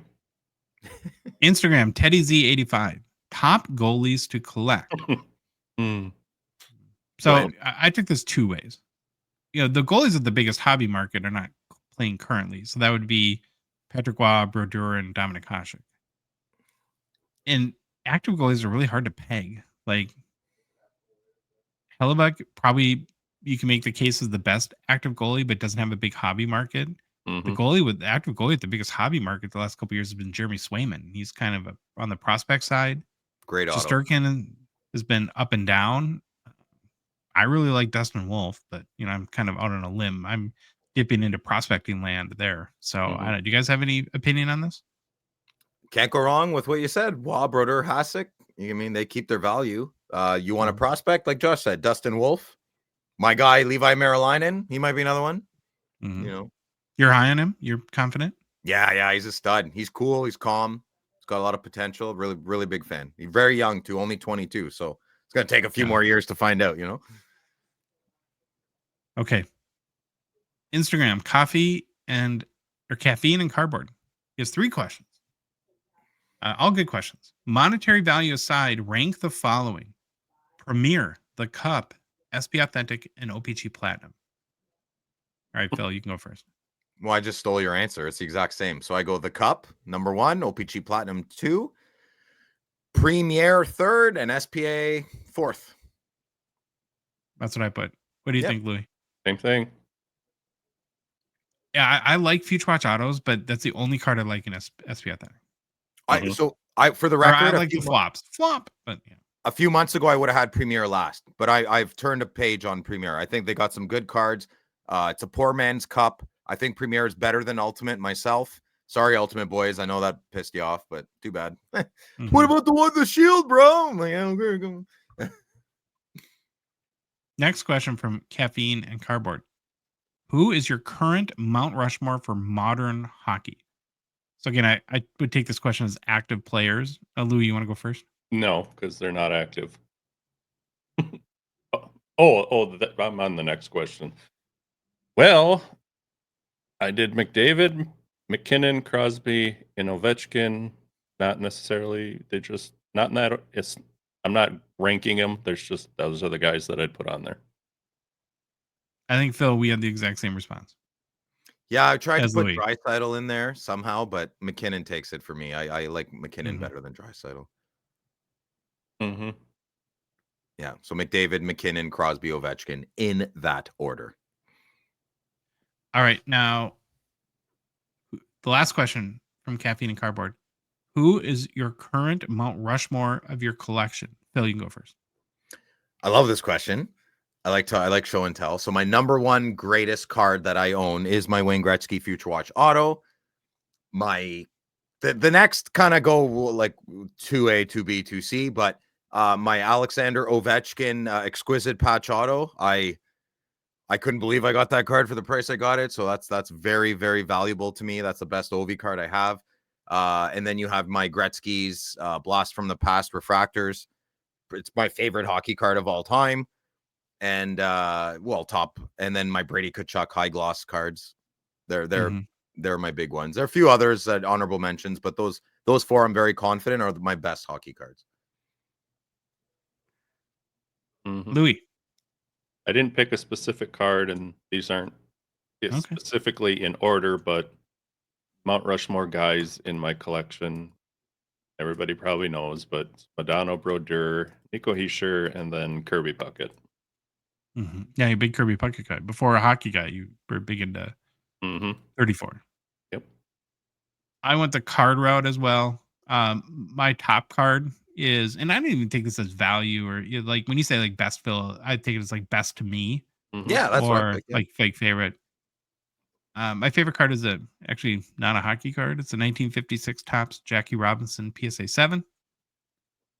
Then it's my 2016 Gretzky Gold Peachy PSA 8. My 2012 Fleer Retro Future Essential Credentials Pavel Bure PSA 9. And then my 2012 Fleer Retro Sealed Hobby Box. Could you repeat that last one? The Fleer Retro Sealed Hobby Box. Oh, yeah. Yeah. I just want to be there when you open that one day, buddy. I don't think I will. Yeah, Notice that box is meant to be open. Well, I'm opening it in Nope. front of you. I don't care then. Nope. Yes. Not Well, you better happening. hide it. That's crazy. What are you gonna do? Spend the next? You're gonna be on your deathbed and not open that box? Come on. Yeah, I want to open another one. That one's special to me. I want to keep that one. oh, it's ridiculous. Discord JT Hockey. Not sure if this has been covered before, but what exactly is a refractor? Is it essentially any rainbow foil card, but the term trademarked by Topps, since that's the only time I ever seem to hear it used? So I actually did some research on this one, and here's the definition. A refractor is a trading card is distinct due to its shiny rainbow-like reflective surface, which is created using a special printing process involving a chromium finish. The effect causes the card to shimmer when viewed at different angles, making it highly sought after, especially in parallel versions with different colored tints like gold, blue, or red. And Topps did, in fact, trademark the term refractor in 1993. So I think that's like why Prism would be the equivalent in Panini. What is Rainbow is like what I think Upper Deck uses on a lot of like refractor kind of stuff. So Really? Rainbow? yeah, I mean, Tribute rainbows and O-Pee-Chee. They don't call them refractors. They're like the Yeah. marquee legends are rainbowed. Yeah, they're Yep, not okay. refractors. No. Yeah. But yes. anything to add to that, boys? No. No, I just went simply a card that refracts light. Rainbow Yep. colors. Okay, Facebook, Alan Bombach II. Are thick cards that come out of a product like Black Diamond or the Cup worth grading? Some of these cards are really thick and seem to damage easily. Do grading services even grade cards this thick? What I would say, Alan, is that yes, any cards worth grading if you want a grading. And in particular, a lot of the thick cards are damaged or have condition issues out of the box. And most hobby collectors in hockey know this. So, like a PSA 8 on a cup card, I think is a very fine. Nobody bats an eye on that, or not too many people do. A PSA 9 is a great grade, and I don't know anyone that expects a PSA 10. That's like if you're grading, sort of a pleasant surprise. What do you guys have to say about this? I generally don't like thick cards graded, and I crack them out, even if it was a 10 and it's a cup card and I want it for my collection, which silly, not many people would, but I'd crack it out. I think thicker cards are generally more beautiful, and I like to hold beautiful things in their birthday suit, and that's how I look at my thick cards. Wow. Louis. I just put what did I put? Thicker cards just don't seem to grade very well. So each their own if you want to grade it or not. I wouldn't, but just me. All right. I don't grade anyway, so Instagram, Kevin B. Smith. Phil, my old friend, in the last podcast, you mentioned you bought into a Pittsburgh in a 23-24 clear-cut break. How did you do? How many boxes were cracked open? Oh, Phil. Excellent question, Kevin B. Smith. I was watching Grant's break, and he casually mentioned that Crosby and Lemieux aren't in Pittsburgh, so I freaked out because I bought 4 spots. I was told that Crosby was for sure in the set, but that information was incorrect. So, so I called my LCS in a panic, and I felt like a big loser. And instead of asking for a refund, I asked for store credit.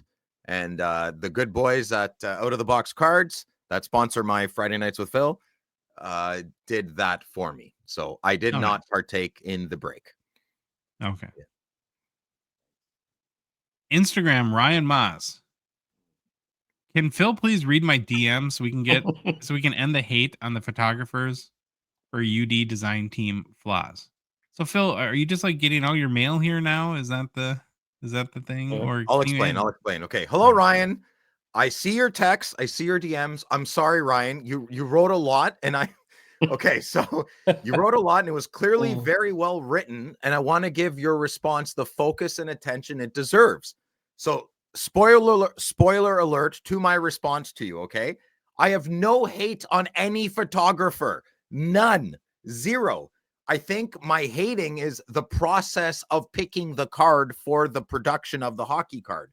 So I'm assuming photographers take a plethora of pictures, and it's up to somebody above their pay grade to choose the photograph for the hockey card. Okay.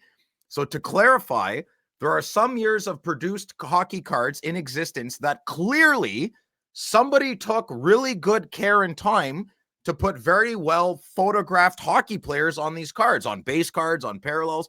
We saw a couple of cards last week that were special cards, and the goofiest crap was on there of the picture. Like, come on, man, there's some silly. So sometimes, more often than not, lately, I'm absolutely flabbergasted at the chosen photograph for the hockey card. No hate on the photographers. I take it all back. Photographers are beautiful. We need photographers for hockey cards, okay? So that's it. That's my beef. There's no conspiracy. There's no hate. Just bewilderment on certain hockey cards that have been chosen, not on the photographer. You guys are just contracted out to do your pictures, right? Someone else clearly is picking them. My beef is with that person.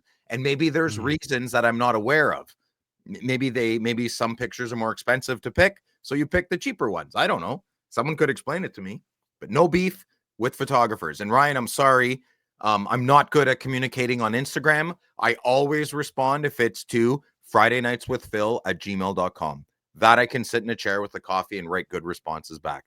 I'm not good on social media. I apologize. Why do I feel like this isn't over, Louis?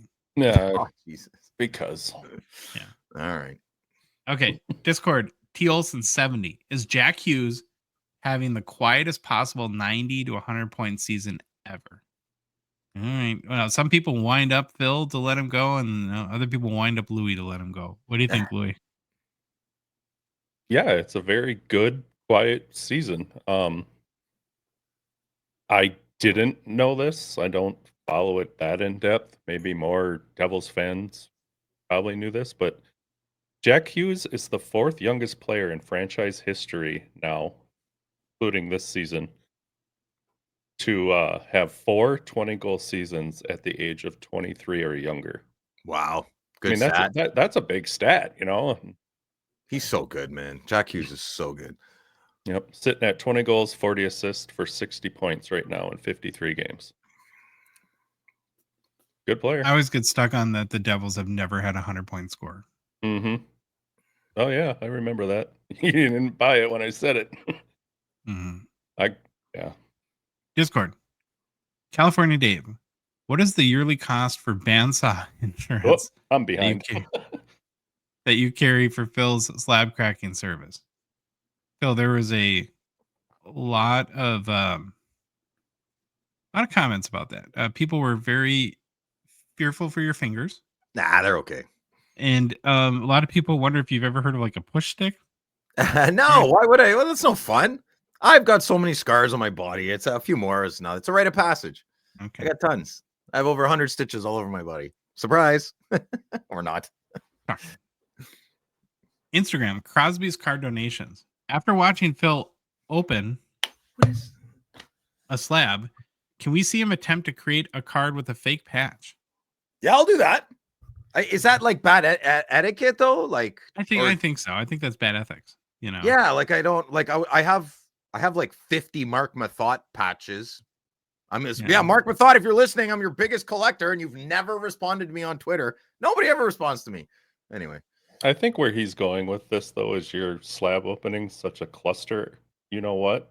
yeah, People just want to see you do anything. If you were to tear a card apart, there is no way you would ever get it somewhat back work together. Well, I'm hoarding a bunch of Danny Heatley slabs, and my buddy's getting his gun safe ready. So maybe might be some good videos coming up in the future.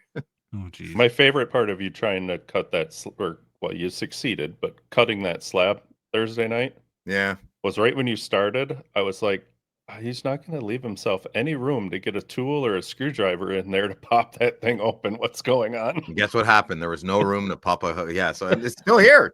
It's still right here. I don't know what to do with it. I don't know what to do. I don't know. Sorry, Jake. Okay. All right. Last question. Very controversial question. Jeez. Instagram, Cornmeal Rawson. Objectively, how is McDavid better than Draisaitl? Question mark. Take hobby relevancy out of it. So are you guys still buying that McDavid's better than Draisaitl? Yes. I'm not buying it. It's true. He's just a little bit better in everything he does, I think. More dynamic, more, Mhm. more everything. Do you think that because a couple years ago when Draisaitl came up, it was he's only good because he plays with McDavid? No, I think He- we smashed that now. Yeah. Yeah. I mean, he's having a way better season than McDavid, but that doesn't mean he's a better player. He's just having a better season. I would this is how I look at it. Who would I rather on my team? Mhm. Draisaitl or McDavid? I think most people would just pick McDavid, but I'll take Draisaitl as a second prize. Okay, objectively now, take your emotions out of this. You're a GM of a brand new team. You take in Draisaitl or AM34? Oh, and No, you're not. no, I'm taking Draisaitl. Yeah, I think he's better than Austin Matthews. Mm-hmm. Yeah, I think McKinnon's better than Austin Matthews as well. Oh, I think McKinnon might be better than McDavid. Yeah, I don't know. I have a hard time saying that. Yeah, It's close. I mean, you got to admit though, it's a He's so you can good. have I the know. conversation. It's a shame. Like I wish he was on Winnipeg. I wish Nathan McKinnon was on Winnipeg or Calgary. Mhm. That'd be great. I'd have the same answer for McKinnon or McDavid. They're just immediate speed, skating ability, the playmaking, and the impact that each one of those players has on offense. Mhm. Crazy. Would you? Okay, so I think we can both agree that you're starting a brand new team and you get the third pick of any player in the league, and McDavid and McKinnon are off the board, and you have to factor in this is today, so you'd if you wanted to pick Crosby or Ovechkin, you'd have to figure their age. Who's the third player that you would take? I think this is where it gets tough. That's a tough one. Would you take Makar over Draisaitl? I would have to flip a coin on that. Okay. Oh no, I don't know. That's can't answer these questions. Draisaitl's really I'm good. not a GM. Hey, you did have one more question. Got to go back to. Oh, did I forget? Yeah, let me go back to this one. I mean, you'd have to throw Kucherov up there too, wouldn't you? Like if we're going that far.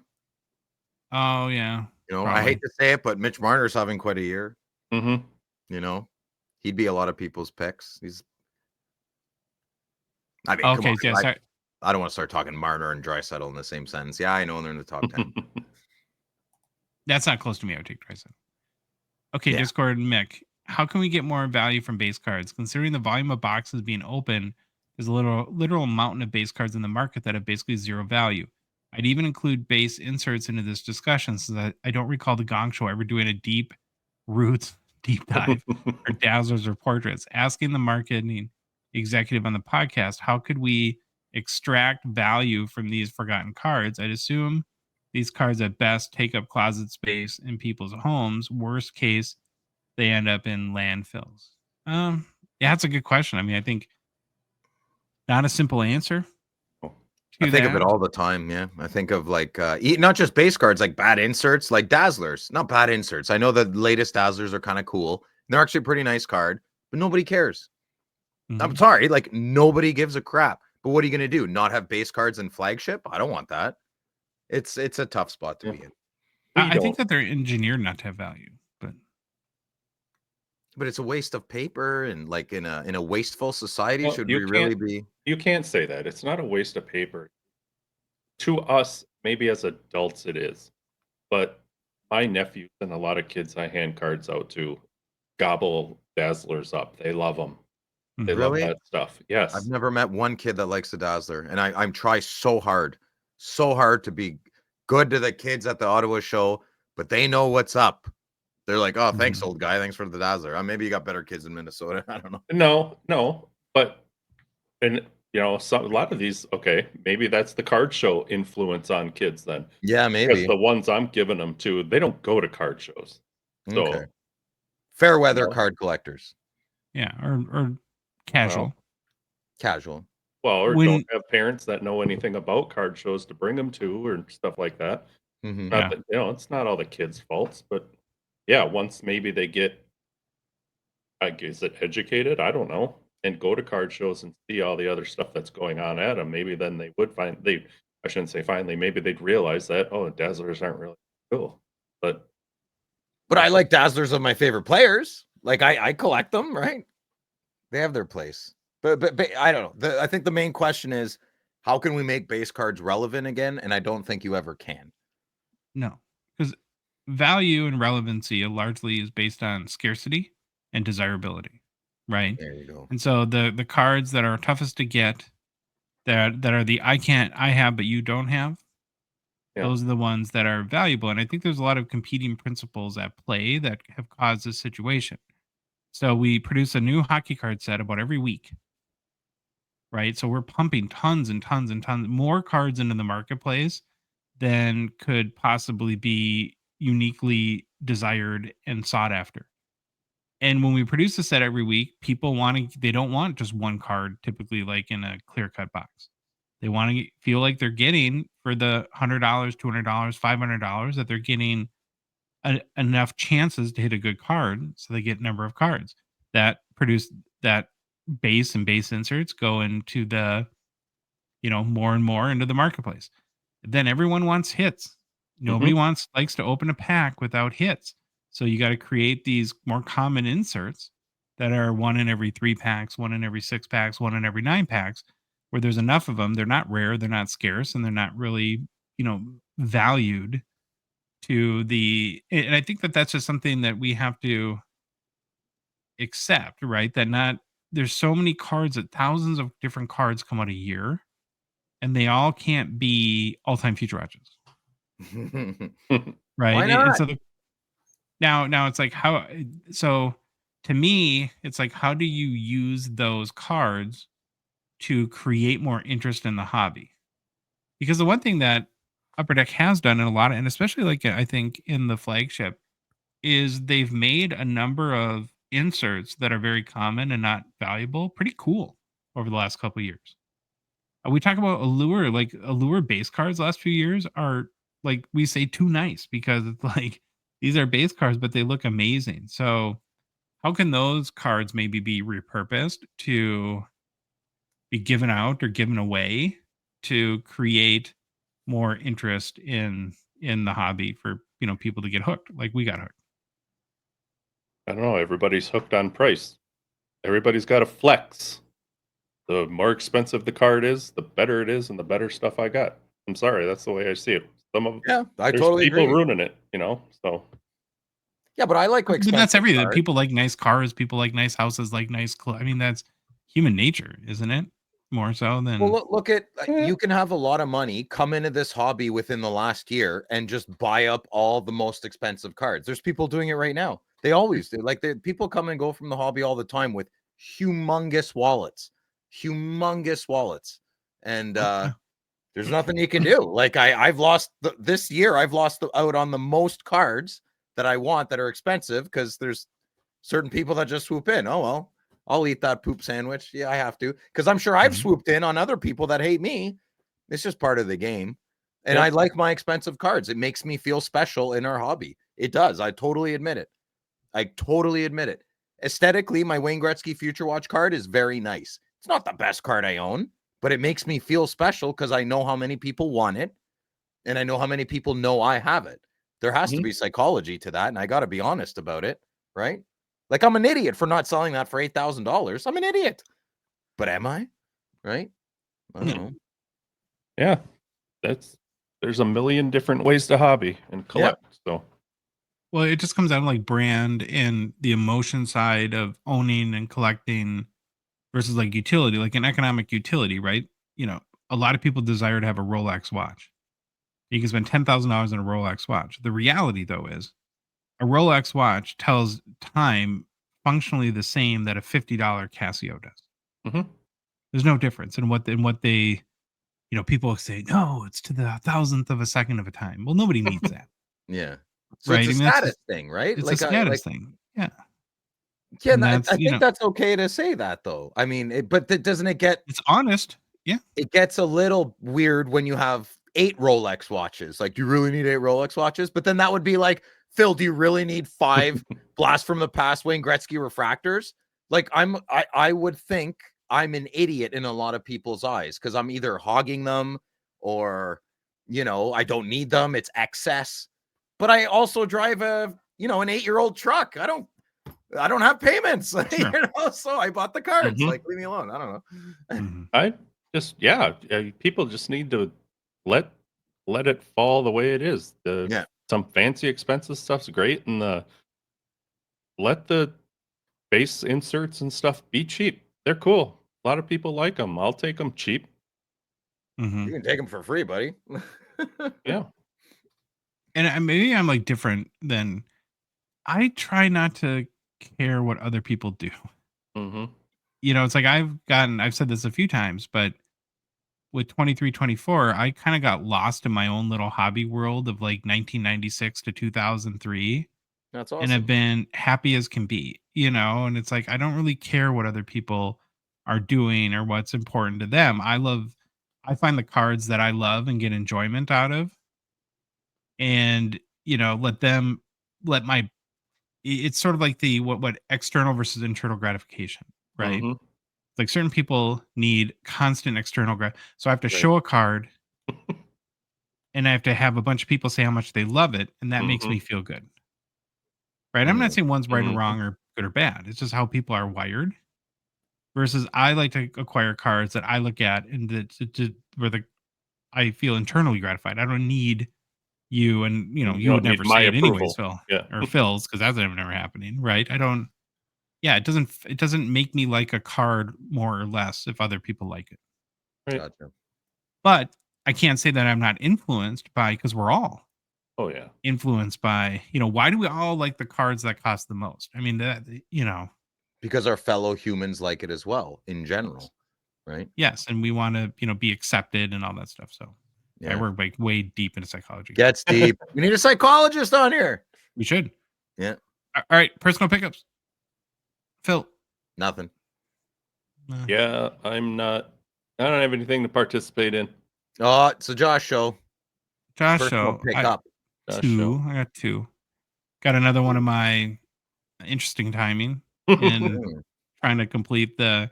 Now, I'm kind of feeling under the gun because Series 2 is a month away, and we're gonna have the next round of holotypes. Well, Bit of a let's nick there, focus eh? on Top what you left. need then. Oh, I think that's just the image, Phil. Oh, okay. I looked at it pretty good. Mhm. Yeah, so I got the Elias Paterson holotypes. I got like half or so now. And then for my favorite set, I've never had one of these cards, and so I got the it's one of the sets within 2012 Flair Retro, the Alexander Ovechkin Diamond Tribute. They look way better in hand and not in the ComCs. Hope so. Okay, well, that's our show. If you'd like the episode, please leave a rating and review on Apple, Spotify, whatever podcast app you listen to us on. If you love the show, you want to support us, want to chat with us on the Hockey Cards Gongshow Discord server, please consider a $5 a month donation. Join our out of $2.99 support level tier. Join the crew. Be part of the gang.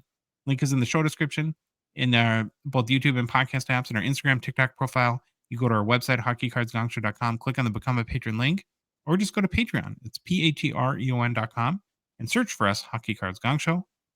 We're on social media. Hey, follow us on Instagram, Facebook, TikTok, Twitter, and YouTube. And boys, the Hockey Cards Gongshow podcast is a production of Dogbox Ventures LLC. Have an awesome start to your week. Louis, take us out. Bye. It's the Dog Show, we're dropping the facts. Hockey cards on fire, no holding us back. Josh looking sharp, the face of the scene. Feeling pork chop pants, rocking it clean. Baba Louie in the booth, he's the man with the plan. The best producer in all the land. Gong Show Nation, let's hit the flow. It's the Hockey Cards Gong Show, let's go, let's go. Wanna say them in the show.